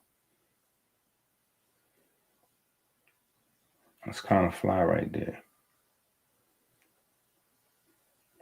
Yeah, that's kind of tough right there. All right. So anyway, I was trying to see if they had like a picture of like an electric, something or other, but we found that. All right. So anyway, thus the heart is rebuilt as a quantum biological inverter. It takes substrates, glucose, fatty acids, and photons, processes them through mitochondria, stabilizes them via melanin, and distributes them in coherent pulses directed by nuclei and ion channels. Every beat is an electric mechanical packet sent into the vascular network, a broadcast of powerful information, right? So you're hearing two different, when you hear the heartbeat, it's two different things that's happening, right? You actually have the electric wave, which is measured and quantified or studied as the Christ complex, the QRST complex, right? But then you also have the opening and the closing of the little doors, the little valves, right? And that's what gives you your boom, boom. You're listening to those doors open and closing. So those are mechanical waves being produced from the force of the doors opening and shutting, right? And then you also have your electric, magnetic, and all that, right? As we constantly give thanks for in the prayers, right? The brain, the quantum cloud processor. The brain is the cloud computer of the temple, processing trillions of bits per second beyond conscious awareness. Its architecture follows the same logic. Nucleus as CPU core, mitochondria as solar power supply, melanin as quantum repeater arrays, transistors as synaptic ion channels. The brain is thus a quantum photonic electronic processor where nuclei run the base code. Mitochondria fuel the computation with photon-enhanced ATP.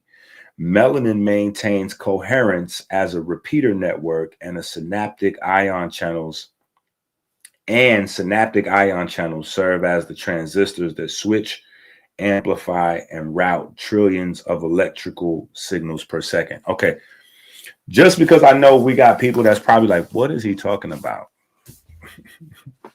That just means anytime you bump into a spot, where it sounds like I'm the Charlie Brown teacher, boom, bom, boom, bom, bom, boom, that means you missed some books. You have to go to Amazon and get some books. Maybe 100 books ago. Maybe, no, I'm not going to say 100 books ago, but maybe about 60 books ago, we did this, right? The first electrician manual, the Melanin book. Yeah, this was the very first electrician manual. And this is probably about 60 books ago. And in this book, we talk about, it's in a couple of the other books as well. But in this book, we talk about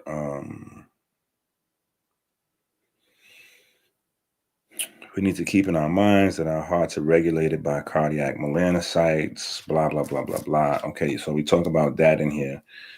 That's not what I'm looking for, though. Let's stay with the neurons. Negative 70 millivolts at rest and positive 40 at work, right? So we talk about the potassium on the inside of the cell body, which potentiates the negative 70 millivolt charge. And when the gates open of the cell, sodium and potassium do their thing. And so the millivolts jump from negative 70 to 40. And that's what creates the cascade of electricity that, you know, gives us thought and gives us our, you know, gives us our heart sustainability. Right. So we kind of walk that down a little bit to break that down. So if some of this stuff that we're saying sounds a little crazy, you know what I'm saying, or maybe it's going over your head, it's because you missed some books. So when we're talking about, so again, go to Amazon and get the electrician manual. Go get all of the electrician manuals, because this is like number 1 of 12. I think there's like 12 electrician manual books. But when we're talking about ion channels, right, that's what we're talking about primarily, because the ion channels allow the elements or the ions to switch. And when the ions switch and they come across the cell membrane, that's where the voltage is created. So like when you look on those little machine thingies, when they put the patches on you and you see the jumping up, you know what I'm saying? That's a large scale version of what's happening on a small scale. On a very small scale, each individual like nerve or neuron is doing that same thing. Each individual one. So when the ions come in, it jumps up. And then when the ions go back out, it resets. And when it resets, it's ready for another. And so the Christ complex is that same thing. Is that same thing, but just on a much larger scale, right? So you have the period of preparation. Then you have the ray wave we talk about, the R wave part of the complex, which is the the crescendo, right? So that's all that is. That's all that is. When we talk about the ion channels, you know, that's the key part. The ion channels. And then obviously if the ion channels are the key part, we got to talk about what the ion channels are made of, right? Because there's a very complicated, complex architecture of phospholipids with embedded proteins that allow the ions to go in and out. Then there's the water gradient doing all of the work.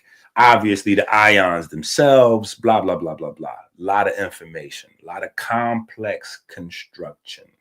A lot of complex construction to allow electricity to kind of self-propagate throughout your body. Right? So anyway, we moving. What y'all doing over there?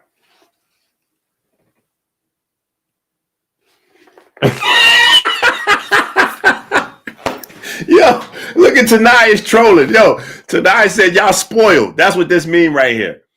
Tanai said y'all getting spoiled. Look at this. Tanai said, y'all getting spoiled. He said, man, we used to have to do actual math problems with cell voltage and biochemistry. Well, this is what happens. This is what happens when, you know, autodidact style. You know what I'm saying? You know, I learned it the hard way, the long, slow way. So, but that's why I have a Tanai on my right hand, on my left hand, you know what I'm saying? So that way, when that math becomes required again, like, yo, tonight bust out that equation right there. Yeah, you see what I just said? Yeah, tell them how that go. Tonight, you see what I was saying, right? Just okay, science it up for them real quick.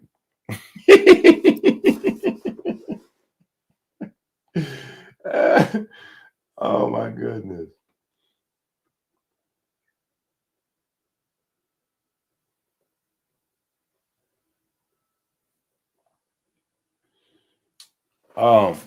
No. So, okay. So your cells make water. Yeah, your cells make pure water. That's what I was saying. Your cells make pure water. That's aquagenesis.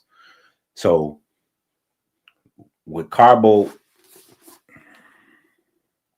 I don't mind repeating this because it's probably the most important single thing that goes on in all of life, right? So photosynthesis. Photosynthesis is the process of plants and the sun and the algae. We always leave the algae out of photosynthesis. That's highly disrespectful.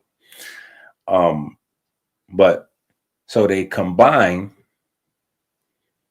carbon with water molecules, right? So you get one carbon for each water molecule, one carbon, one H2O. So you get CH2O.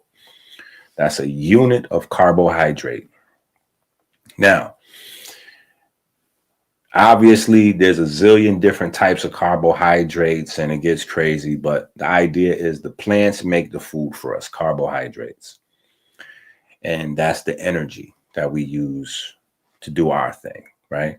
So when we eat carbohydrates, it gets down to our cell, right? We break it down, obviously. It's a whole bunch of stages of breaking it down, metabolizing. But when it gets to the cell, right, in the form of glucose, right? When it reaches the cell, it's no longer an apple or a cupcake or PBJ or whatever it is we had. Now it's, the kale is gone. Now it's just glucose, right? So when our body is breaking that down via the Krebs cycle, the idea is to reverse engineer what the plants did. So the plants took carbon and hooked it up to H2O to package the sun's energy for us, right? A lot of time we never question that part. Like, what is the sun's energy? The sun's energy is hydrogen. Hydrogen is what powers a star, right? So hydrogen is the thing that's being packaged in the carbohydrate. So when we eat the carbohydrate, it gets down to the glucose. The whole idea is that we're going to break that back apart so we can get to that hydrogen. That hydrogen unit inside the carbohydrate is what our cells want. And so that's where you get the NAD and the FAD, right? The NAD and the FAD are going to make sure that the electrons from each hydrogen get to the electron transport chain, because our body is going to break that hydrogen down. We're going to break that hydrogen down into protons and electrons, or positive hydrogen ions and negative hydrogen ions. The electrons are going to go across the chain and the protons are going to go in the opposite direction. Almost similar to how you see the electric fields and the magnetic fields, really. You know what I'm saying? They cross in each other's paths, right? The electrons are going across this way and the protons are going from the inner matrix to the outer matrix in this direction. Cytochrome 1, cytochrome 2 are basically inputs. Cytochrome 3 is like, so think of cytochrome 1 and cytochrome 2 like corner boys, right? They on the corner hustling. Then the third cytochrome, or complex rather, is like the manager, right? So it's going to collect all the money from cytochrome 1 and 2. It's going to collect all the electrons, right?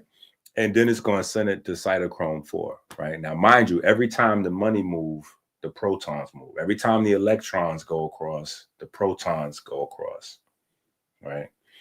And so complex 5, or ATPase, is a big turbine that's powered by protons. And so all those protons that was attracted to the electrons, and so they jumped from the inner matrix to the outer matrix, they trying to get back to the inner matrix. The way they get back to the inner matrix is through the turbine. So as they're coming back around, the turbine's spinning, right? That's at number 5. At number 4, though, that's where the star of the show is for me, right? Because number 5 is where ATP is recycled, but number 4 is the star of the show, because number 4 is where that oxygen, right, that we may or may not have stopped discussing. Because remember, we said the carbon we get rid of and the hydrogen we break down for energy, but we just forgot about the oxygen that's there in the carbohydrate. The oxygen, either from the carbohydrate or from your inspiration, right, your breathing, is parked at number 4. It's parked at number 4. And you have oxygen gather up electrons and protons together. Oxygen is like a minister. So the electrons and protons get remarried. The oxygen marries them together back into hydrogen. Boop. So you get 2 electrons, 2 protons, bam. That oxygen now turns back into a molecule of water. So every time you're breaking down carbohydrates, you produce electricity. That electricity then turns into pure water at complex 4. And then at the turbine, you have the little motor running that's recycling phosphates, grabbing phosphates out of the water and smashing them back together. Yeah, so it'll grab a diphosphate and a loose single phosphate and smash them back together, and then you get ATP. Yeah.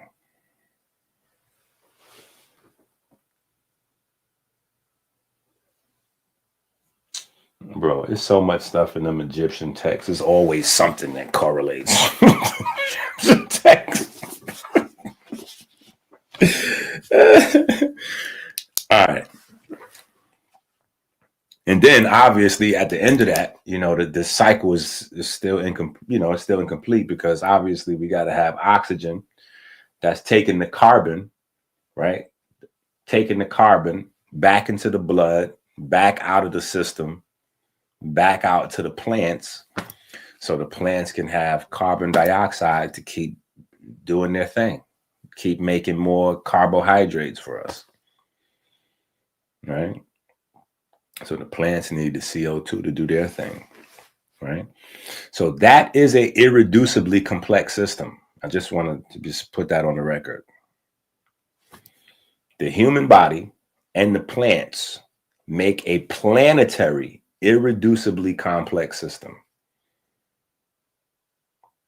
If we remove the plants, the animals die. Just saying. That is a thing. All right. When combined, the heart is the power converter, broadcasting rhythmic voltage packets across the vascular and electromagnetic fields. And the brain is the cloud processor, decoding, amplifying, and storing information from both internal and cosmic streams. Together, they form a living bio-quantum computer. All right. Now, when I say cosmic streams, I don't want y'all to get spooky and think we're floating off into space, but we do have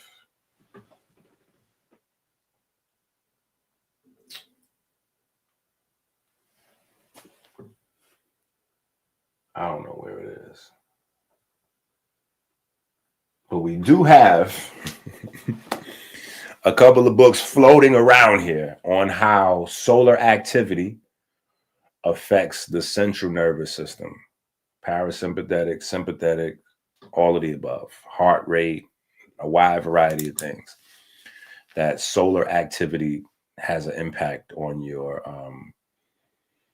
nervous system, right? In a very like look upable, trackable, you know what I'm saying? Let's see what the Google demons say, actually. Let's see what the Google demons say.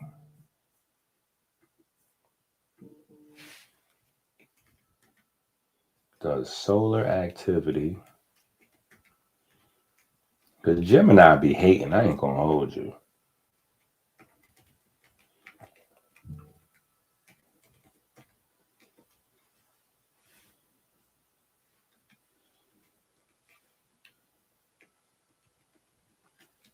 Let's see what they say.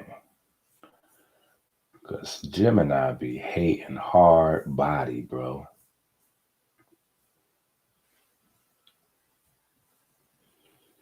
So this is what we're talking about, though, just so that we don't get crazy. I think you're right. I think that's definitely the Atum and the Primordial Mound book. I think you're correct with that. But yeah, solar activity can affect the nervous system, though often in subtle ways by influencing the Earth's magnetic field, right? So there is a wide, and it's a growing field of study. This is a growing field of study. You know what I'm saying? It's a growing field of study where they're, you know, we're learning more. We're learning more. We're learning more. Remember, all of this just started 1960s. 1960s. This entire field is starting to emerge. So none of this really exists for the masses. And nobody, when I say nobody, outside of us, this information does not exist in the quote unquote hood. You can forget about it. You can forget about it. You know what I'm saying? It's just us. It is just us. My phone is going crazy. The children had half a day. Yeah, the children had half a day. At least my little one's dead. Right? But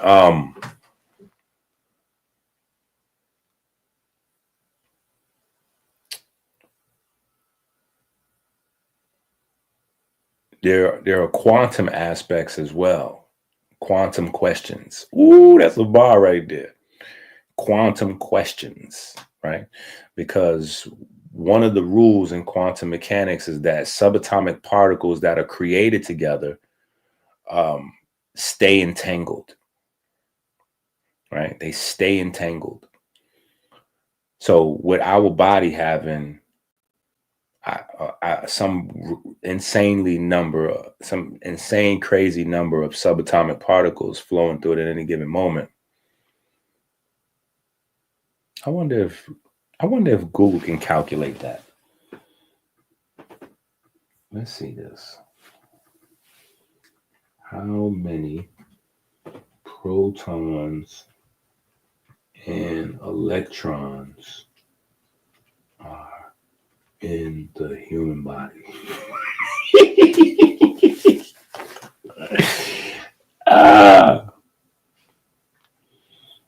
Wow, we trolling. The human body contains 3 times 10 to the 27th power protons, neutrons, and electrons.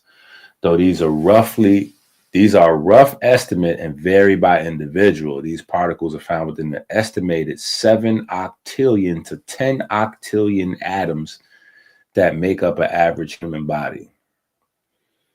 Crazy. That is crazy. That is a crazy number. That is a wild number.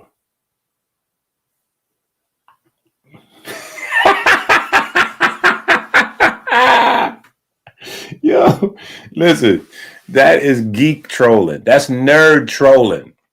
Okay, that is nerd trolling. That is what nerds and geeks would be doing. And we geeks out sometimes. We liable to have a blast of, we liable to switch it up over here. The switch up is crazy over here. Yeah, we liable to go from some hood something or other right into a full blown geek. We might have a full blown geek. You know what I'm saying? Like, yeah, the switch up is crazy.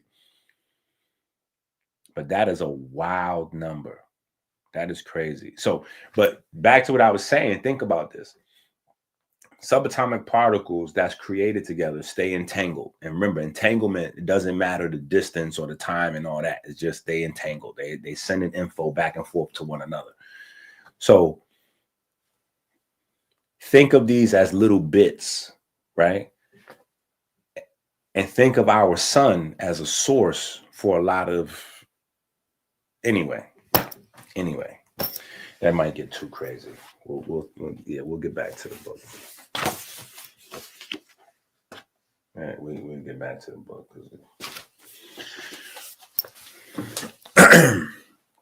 So anyway, quantum biocomputer, the heart sets the current, the brain sets the code, melanin stabilizes the signal, and mitochondria power the entire circuit with light itself. All right, let's go back to the Google demons for something else, just to get a little bit of stability in the conversation. Cardiac melanocytes.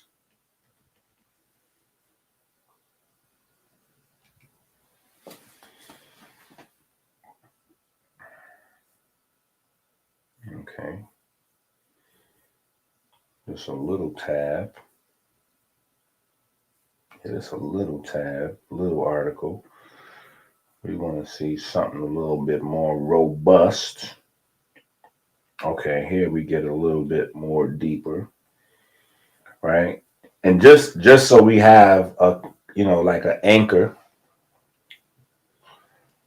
because I don't want to keep saying, that, melanin is stabilizing the heart rhythm, and people don't really understand that is, like we're laughing, we're joking, but we're not playing. Right? We're laughing, we're joking, but we're not playing, right? So you have cardiac melanocytes that regulate the rhythm in the heart, right? And here's an article, and we kind of go through. We kind of went through this article a zillion times, but for new people that might just be tapping in, here's something that you can. Yeah, because we've already, again, you might be missing some books. So if you're missing some books, you done missed a lot of these conversations, right? Cardiac melanocytes influence atrial reactive oxygen species involved with electrical and structural remodeling in mice, right? So this article goes in on how one of the roles that cardiac melanocytes play is to get rid of free radicals building up that could possibly damage this system, right? Because this system has to run unimpeded. Anything happens to this, you grab your chest and fall on the ground, period. So cardiac melanocytes are the ones that's making sure, like, those are the they're making sure the door is properly, they're making sure the lodge is properly tiled and all that. Yeah, they guarding the heart.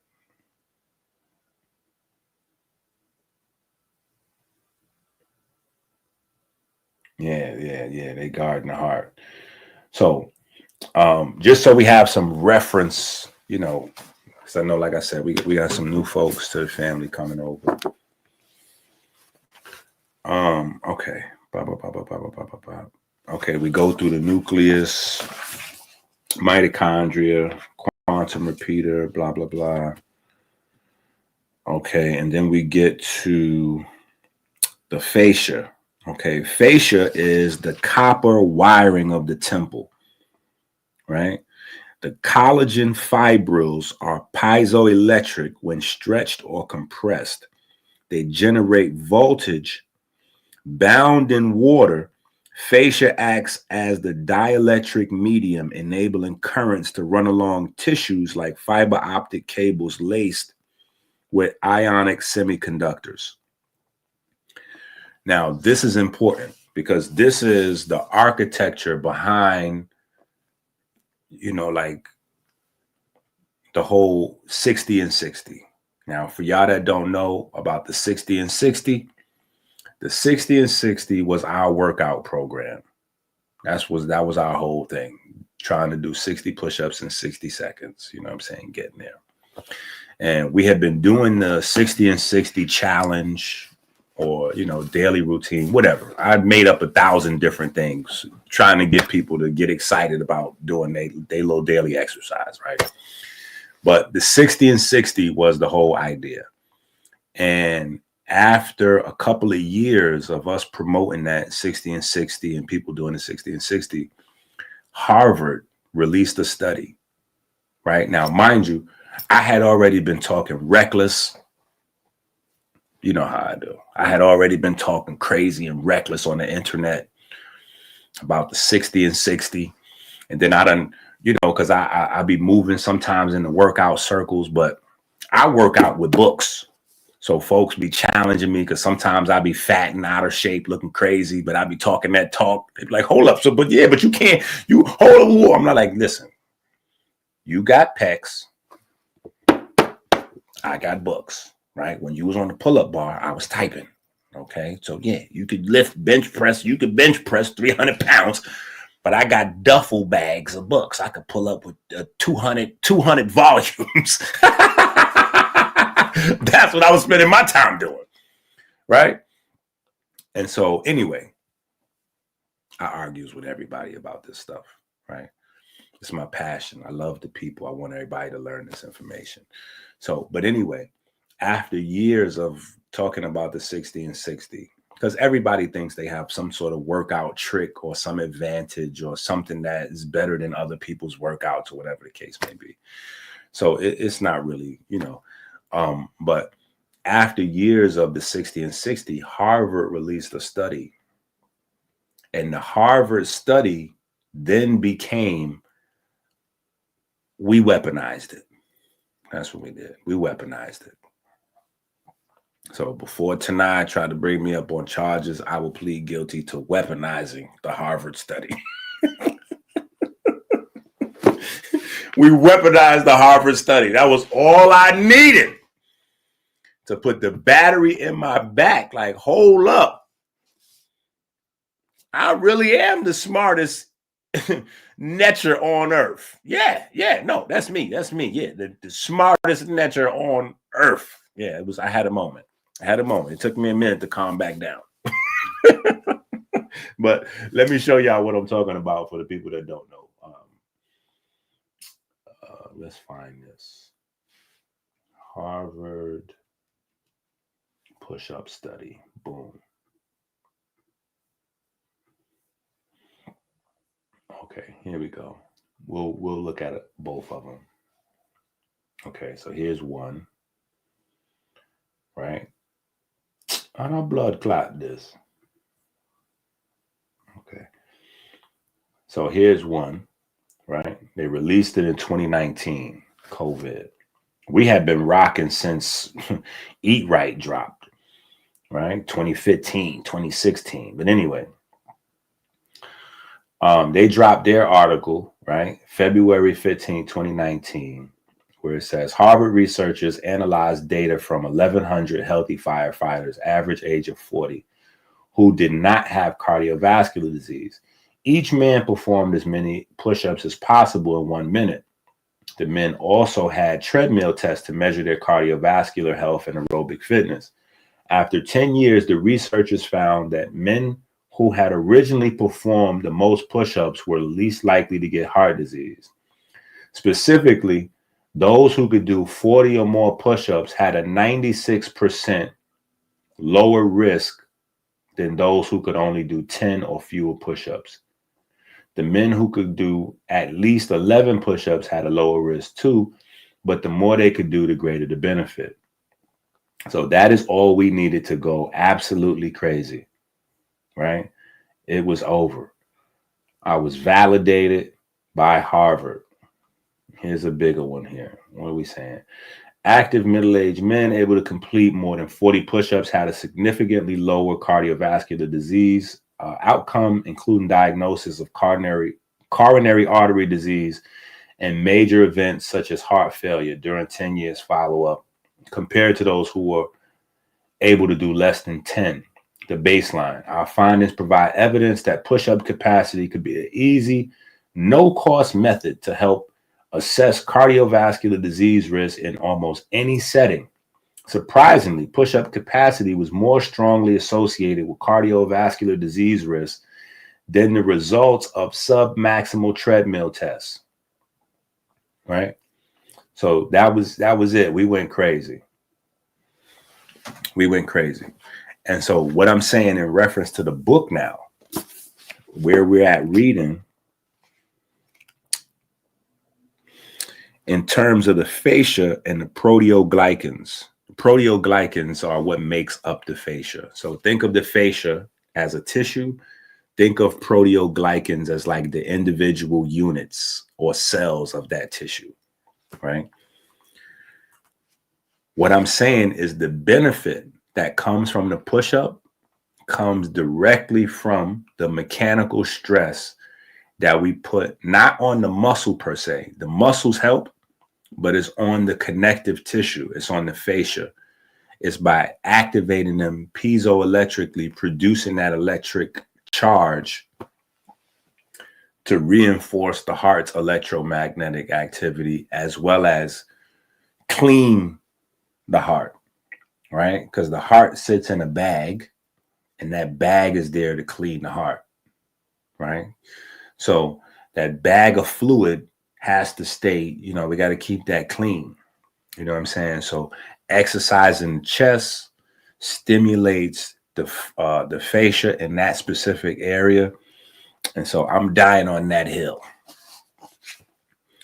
Right. But anyway, fascia is the copper wiring of the temple. Its collagen fibrils are piezoelectric. When stretched or compressed, they generate voltage. Bound in water, fascia acts as a dielectric medium, enabling current to run along tissues like fiber optic cables laced with ionic semiconductors. Proteoglycans. These sugar protein complexes in cartilage, fascia, and vessel walls store charge domains like capacitors on a circuit board. Their negatively charged glycosaminoglycan chains attract sodium and water, creating reservoirs of ionic potential. When compressed, they discharge small bursts of current, feeding into microcircuits, right? So what I'm saying is focusing those mechanical waves on the chest, right, is the reason why you have such a benefit via the heart and push-ups, right? And then from here we go through the lymph, dielectric fluid, right? Lymph fluid serves as the dielectric bath that balances electrical gradients and drains metabolic noise, right? Metabolic noise being, ROS, RCS, RNS, right? Reactive oxygen species, reactive carbonyl species, reactive nitrogen species, oxidized lipids, denatured proteins, just all manner of trash, right? It prevents short circuits by constantly clearing charged debris out of the system. Ion channels, sodium, potassium, and calcium channels embedded in membranes act as transistors. They open and close based on voltage or ligand signals, rectifying and amplifying currents into action potentials. Each nerve impulse is essentially a transistor twitching cascade. Transistor switching cascade. Synapses, logic gates. Synapses act as logic gates, right?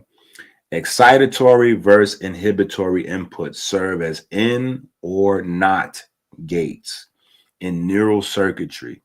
Neurotransmitters are the gate signals. When patterns align, signals propagate. When they don't, they terminate. This is binary logic running on a photonic biological chip. Binary logic running on a biological chip. Bone. Bone is the semiconducting board on which the entire template is mounted. Collagen plus hydroxyapatite in water gives you a crystalline lattice capable of generating current when strained. Bone doesn't just support, they compute, route force, and voltage through their trabecular P junction-like architecture. The liver, a capacitor bank and power conditioner. The liver smooths out incoming currents the way capacitors smooth out DC ripples. It stores glycogen as a buffer charge, detoxifies reactive intermediates, and redistributes substrates to maintain stable current flow to the rest of the motherboard, right? Keep in mind that all your cells got to turn over every day, right? And so you have to have phospholipids. You have to have the liver working, That's why the liver has to be the liver. Once the liver goes, you're in trouble, right? Even the brain, primarily a fatty organ, right? Adipose tissue, the battery pack. Fat is long-term energy storage, a lithium-ion bank of reduced carbons. When overloaded, it heats the system, short-circuiting in vessels, marrow, and nerves. Brown fat, however, acts like a supercapacitor, discharging fast heat currents via thermogenesis. The heart, we discussed it. The brain. Okay. All right, we almost to the end of the chapter. We almost to some music time. Yeah, we almost to some music. All right. When we think of the health crisis in America, the reflex is to look at diet, drugs, and hospitals. But the deeper truth is that the crisis is not only biological, it is educational. The cure is not just a pill or surgery, but a shift in how we think about the body. Thinking of the body as a living motherboard, a quantum computer of flesh and light, rewires the cultural framework of health itself. It reminds people that healing is not an external product sold back to them. It's an internal circuitry to be understood, cultivated, and aligned. Medical education in America did not rise in the age of biophysics or quantum biology. It was born in the shadow of the 16th and 17th centuries. This was the Newtonian mechanistic view of the world. The body as a machine, organs as replaceable parts, and chemistry as static reactions. That framework was codified into medical school curricula at the very same time the church and powerful financial bankers were shaping how knowledge was allowed to be transmitted. Nature-based sciences, plant medicine, indigenous healing, and holistic views of the body were deliberately suppressed. The separation from nature was not an accident. It was enforced through licensing, regulation, and even violence. What this produced is a medical system frozen in the physics of 1765, while the body itself operates at the level of 5125. Students are taught to memorize pathways, but not to see the circuitry that unites light, water, fascia, marrow, and photons into one field. Doctors are trained as mechanics of broken parts, not as stewards of an electromagnetic field that could be tuned, harmonized, restored. This is why even with trillion-dollar budgets, America is the sickest industrial nation. Education was narrowed at its foundation. Re-envisioning medicine through the lens of quantum biology, fascia as wiring, bones as semiconductors, water as a dielectric, melanin as solar repeaters, does more than add poetry. It reintroduces pattern recognition into health. It makes study itself medicine because learning activates catecholamines, burns visceral fat, and reorganizes the heart-brain axis. When people learn how their own circuits run, they gain both empowerment and immunity. Education literally becomes cardiovascular protection, neurological prevention, and spiritual alignment. So the cure is not simply a new drug nor a new surgical technique. The cure is education, but not education in the industrial mechanical sense. It is the education that returns people to their body as a temple, nature as a circuit, study as prayer. America's health crisis is therefore not a cholesterol crisis or a cancer crisis, but a crisis of knowledge. And the medicine is not locked in the hospital, it is in the classroom, the library, and the inner temple of study. In 2025, the wellness industry has become a paradox. Health gurus, influencers, and celebrities market their bodies as brands. But often those bodies are not created through health. They are engineered through drugs, hormone therapies, and surgeries. Drugs and surgeries, the products of the 1765 system, health cannot be prescribed or injected, nor surgically attached, created, or supported. Health is simple. It means all your body parts and systems are working as designed. TRT, HRT, and cosmetic surgeries can create million-dollar health brands, but not health or longevity. Testosterone replacement therapy, hormone replacement therapy, cosmetic implants, liposuction, and designer peptides fuel the aesthetics we see on social media. These interventions can sculpt, enhance, and even generate millions in revenue through before and after transformations. Yet they do not create health. They produce the appearance of vitality without the underlying coherence of a truly functioning system. This is the direct inheritance of the 1765 medical system. The year the first medical school was founded at the University of Pennsylvania. The system was built on mechanistic physics.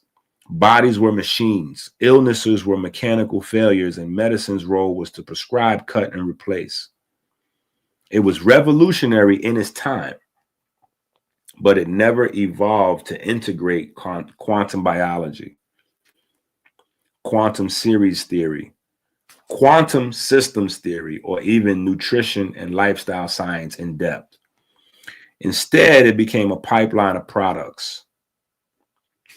True health cannot be prescribed, injected, or surgically attached. Health is simple in definition, but profound in practice. It means that all your parts and systems, cardiovascular, digestive, endocrine, musculoskeletal, nervous, are working as designed, harmonized, and self-regulating. It is the absence of chronic interference and the presence of functional coherence. No injection can replicate the natural pulsation of the mitochondria under light, or the piezoelectric charge of bone under stress, or the gut microbiome's orchestra of metabolites shaping the immune intelligence. TRT can increase testosterone. HRT can regulate menopausal systems, and cosmetic surgeries can alter shape and symmetry. But these are patches. They do not regenerate bone marrow, restore mitochondrial density, and reverse arterial stiffness. They can build million-dollar brands and sell the illusion of longevity, but they do not add decades of functional life. In fact, many of these interventions increase long-term risk. Exogenous hormones can alter receptor sensitivity and feedback loops. Anabolic use can thicken blood and strain the heart. Repeated surgeries can damage the fascia and lymphatic drainage. True health is built through pressure, light, water, breath, nutrition, and movement. It's a lifestyle that continually cleans bones, strengthens the fascia, and feeds the microbiome with coherent information.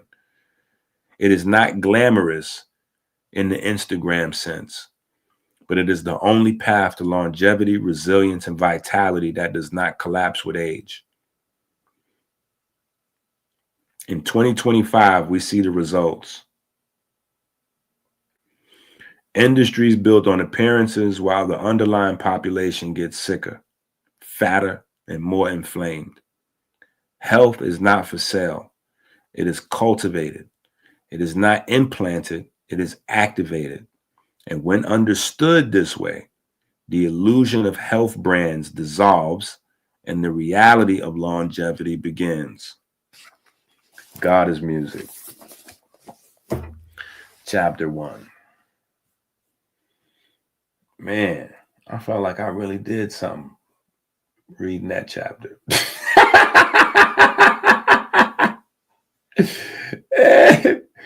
Yeah, I felt like I did something with that.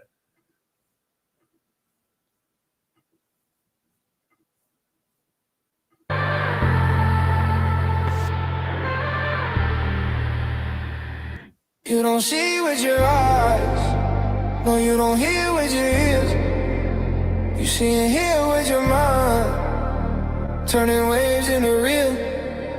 Electromagnetic fields, mechanical tears.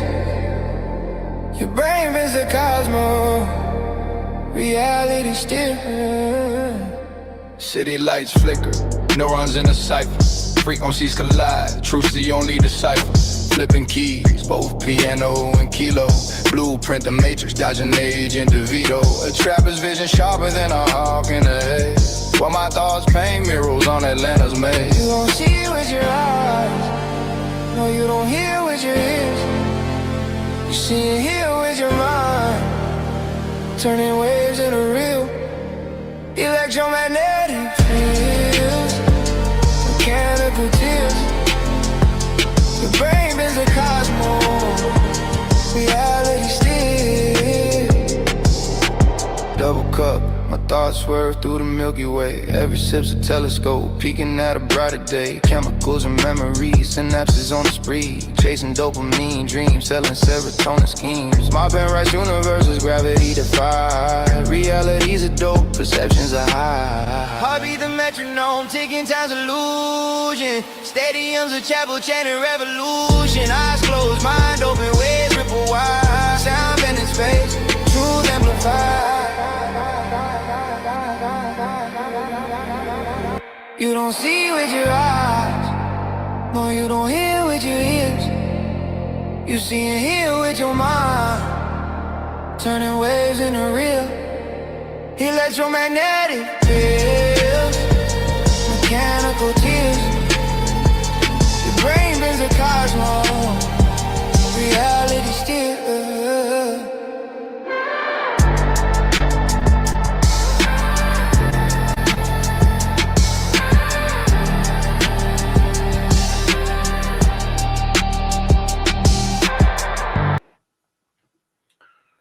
All right. So let's go over here real quick.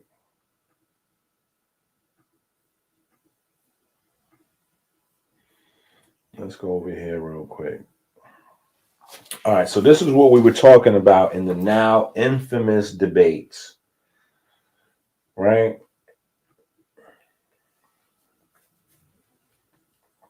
The heart is a closed loop with 4 interlocking parts. Right now, we left one of those parts out, the insulation on the board, right? I left the insulation out. The insulation is not as fly. The insulation is not as fly and sexy as the rest, but we need to put the insulation there, right? The insulation is important.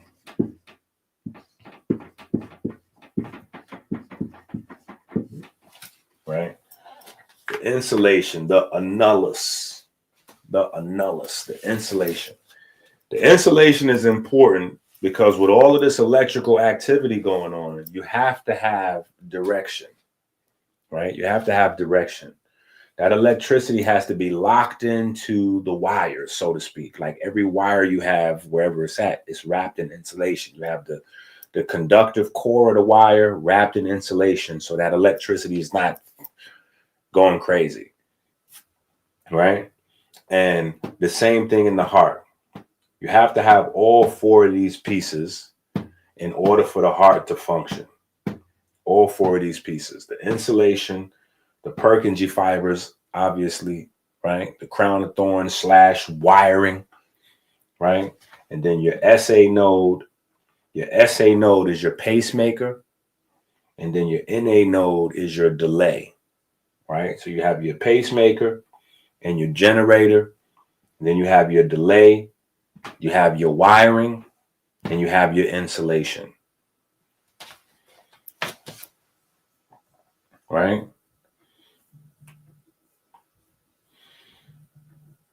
And so I didn't have time, obviously, in a time, 20-minute setting to break it down. But I didn't create this presentation, in all honesty, just for the debate,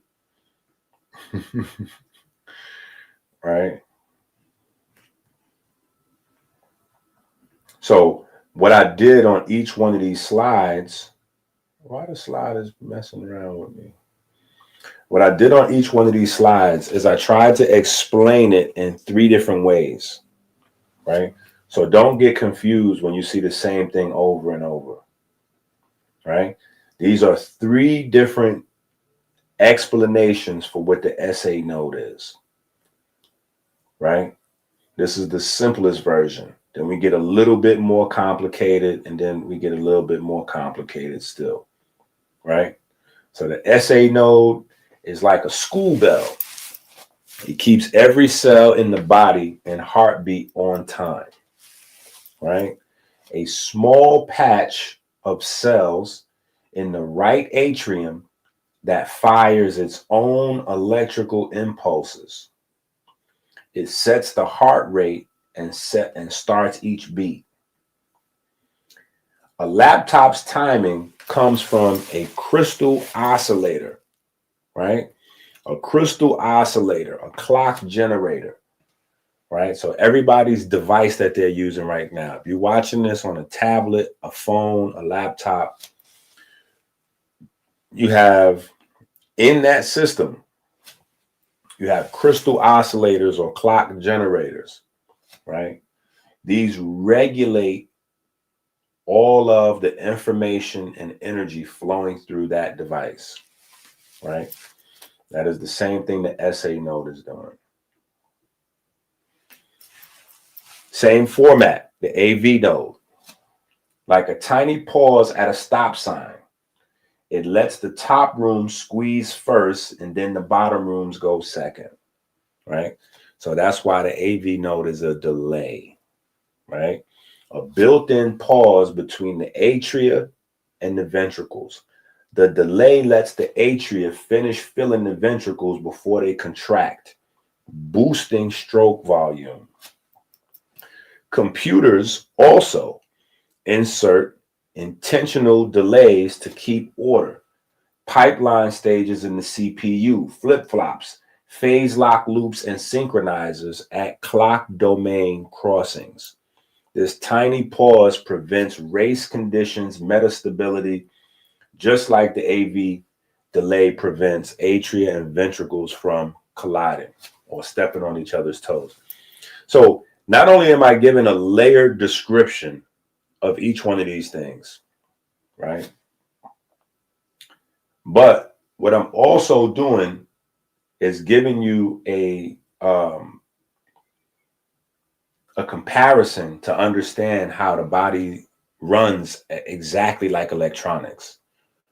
Because when we start to look at the body more like electronics, it makes a lot more sense. It starts to become more simple. Like even the idea of the heart and the brain, right?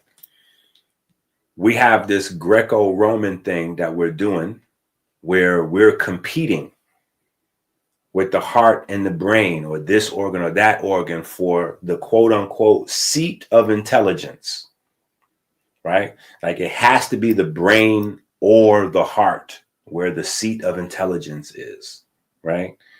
And none of our technology reflects that. None of our technology reflects that. All of our technology, we had two memory systems in there, right? You got your hard drive, long-term storage, and then you got your RAM, short-term storage, right? Processing. You got your hard drive, long-term storage, and you got your RAM, processing, right?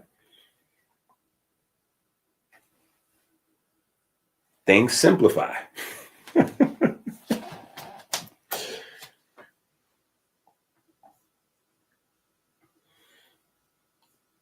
So when we look at the Purkinje fibers, right?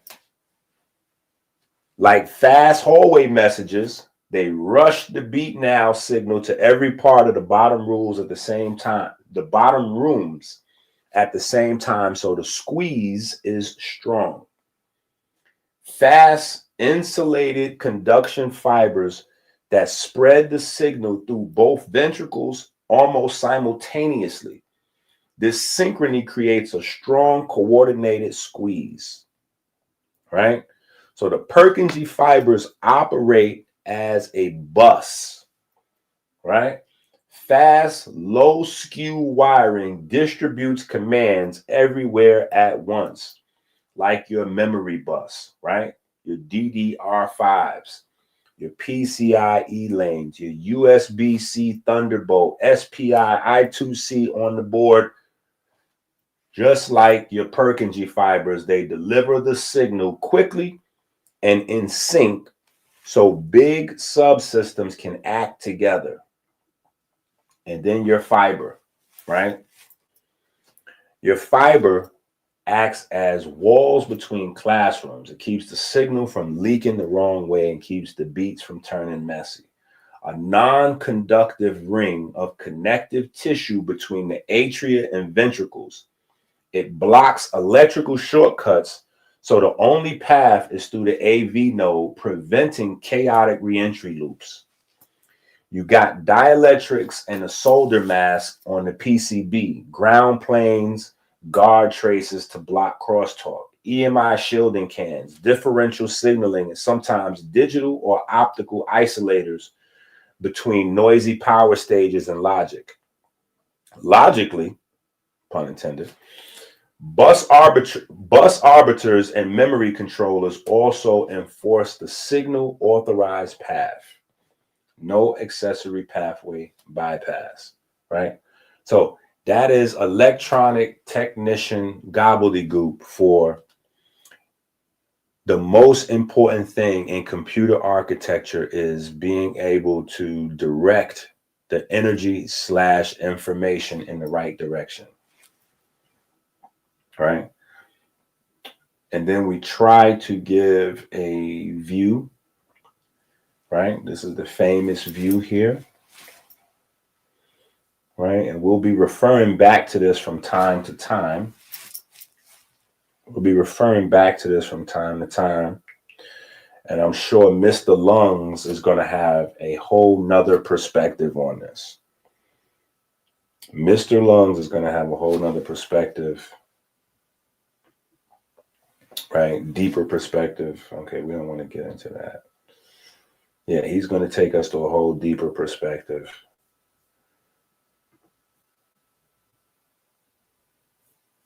This that electrician manual talk. That is allfacts.com. That is allfacts.com.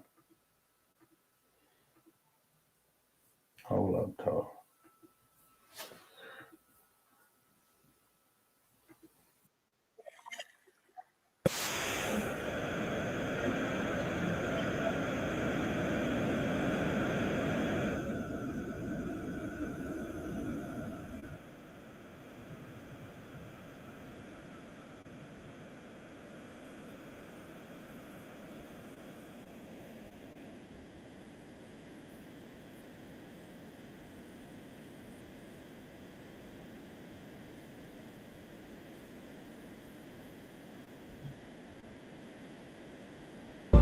The Beatles ride.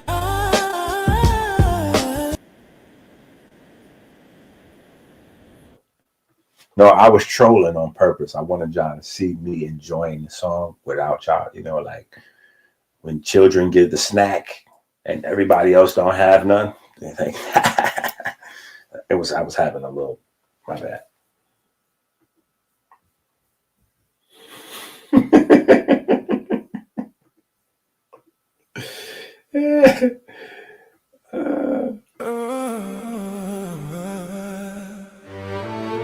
Melanie first diabetes. You already know what it is. We here. Time to make magic, baby. Rolling through the sand like a thought in disguise. The scarab spins truth where the cosmos collide. Energy whispers, it never says goodbye. The Beatles crawl, the Beatles rise.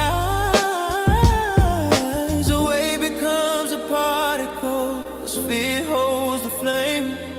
Disorder bursts the chaos, yet the chaos rise. My name Beatles, Beatles, Beatles. Over and over, spinning the world in the grip of their shoulders. Beatles, Beatles, Beatles. Under and over, rolling through time till the blackness is sober. The heat fades lower, the order begins. A stillness so perfect it hums from within. The void sings softly, entropy takes a bow.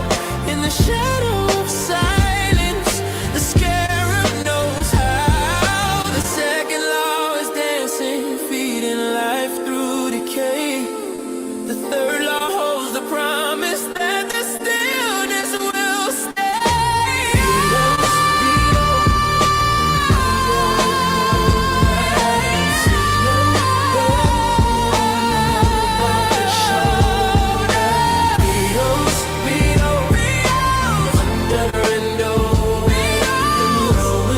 Time till the blackness is sober.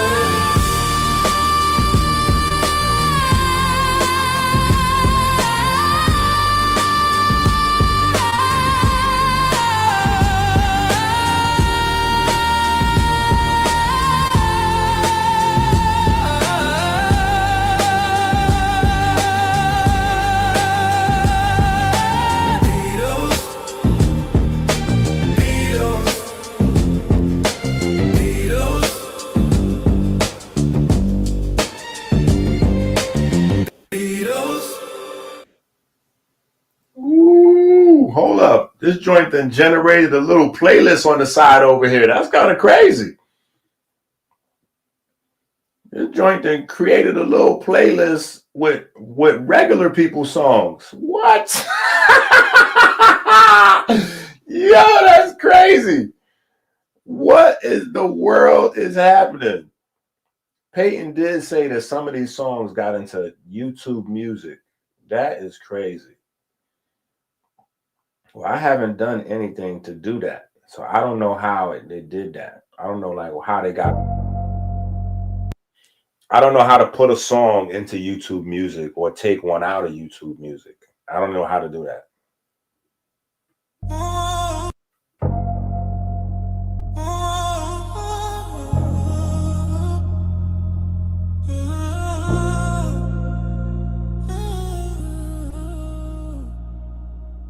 Roll more books than your PhD. Oh, my bad, Paul. My bad, Paul. Yeah. So Paul was saying that the joints is over in the YouTube music. They automatically go there. Yeah, that's interesting. I don't know nothing about that. I don't even have YouTube music. So I don't even know what, you know, yeah.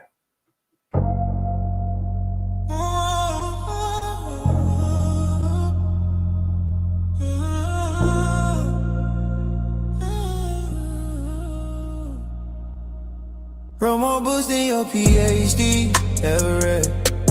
English wisdom, the paper stay fed. Philanthropy to the literate and ignorant. Building temples out of words, my pen's militant. Wisdom, my currency. Stacking wealth unseen. Health is da da da da da da da.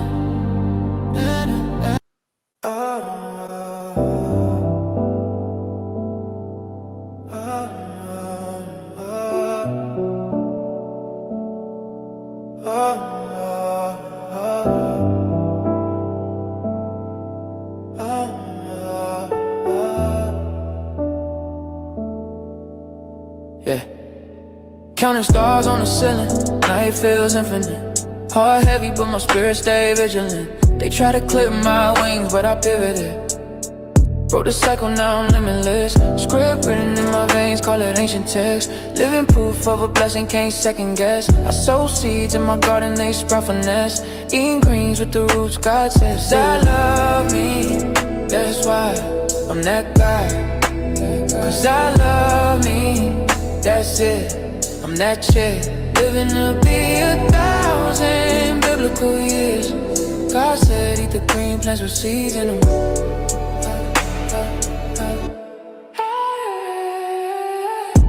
Came from the mud, now the rain hit different. Diamonds in a puddle, my reflection glisten. Lonely nights taught me how to listen to the silence, how my dreams feel vivid. Luxury in my mind manifests my palace. Balance on the edge of chaos, call it talent. Every step I take is calibrated malice. Told her doubt it through, now it's invalid. Cause I love me, that's why I'm that guy. Cause I love me, that's it, I'm that shit. Living to be 1,000 biblical years. God said eat the green plants with seeds in them.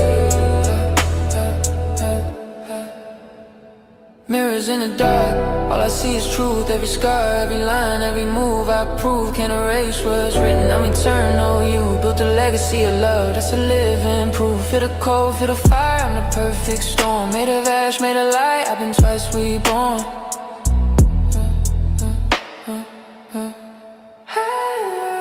Cause I love me, that's why I'm that guy. Cause I love me, that's it, I'm that chick. Living to be 1,000 biblical years. God said,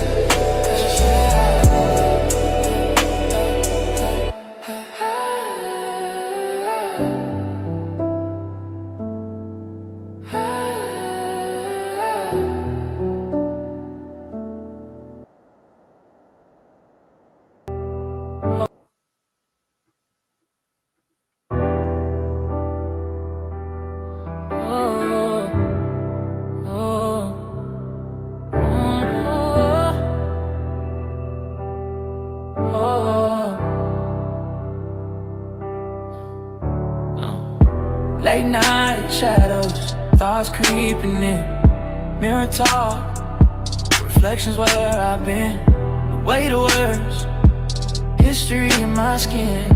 Break the chain, let a new life begin. CT Fletcher, in the gym of my mind. I command you to grow, leave the past behind. Stack greens, build dreams, stay aligned.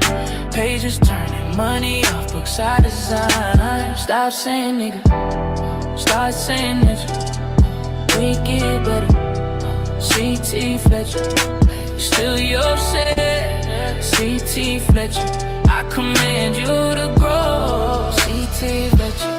Oh, kale in the blender, wisdom on the plate. Fuel the temple, elevate the state. Write the scripts, pen sharper than fate. From the struggle to the stars, recalibrate. Power in the tongue, so watch what you speak. Roots in the soil, but I'm reaching the peak. Legacy in motion, everywhere you need. From the block to the boardroom, technique.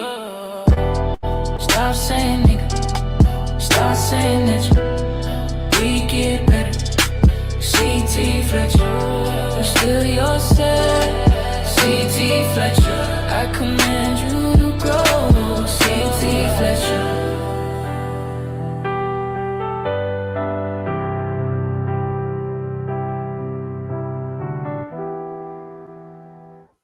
This is why you have to go to Amazon and get the book, Rich Abs, Poor Abs, now.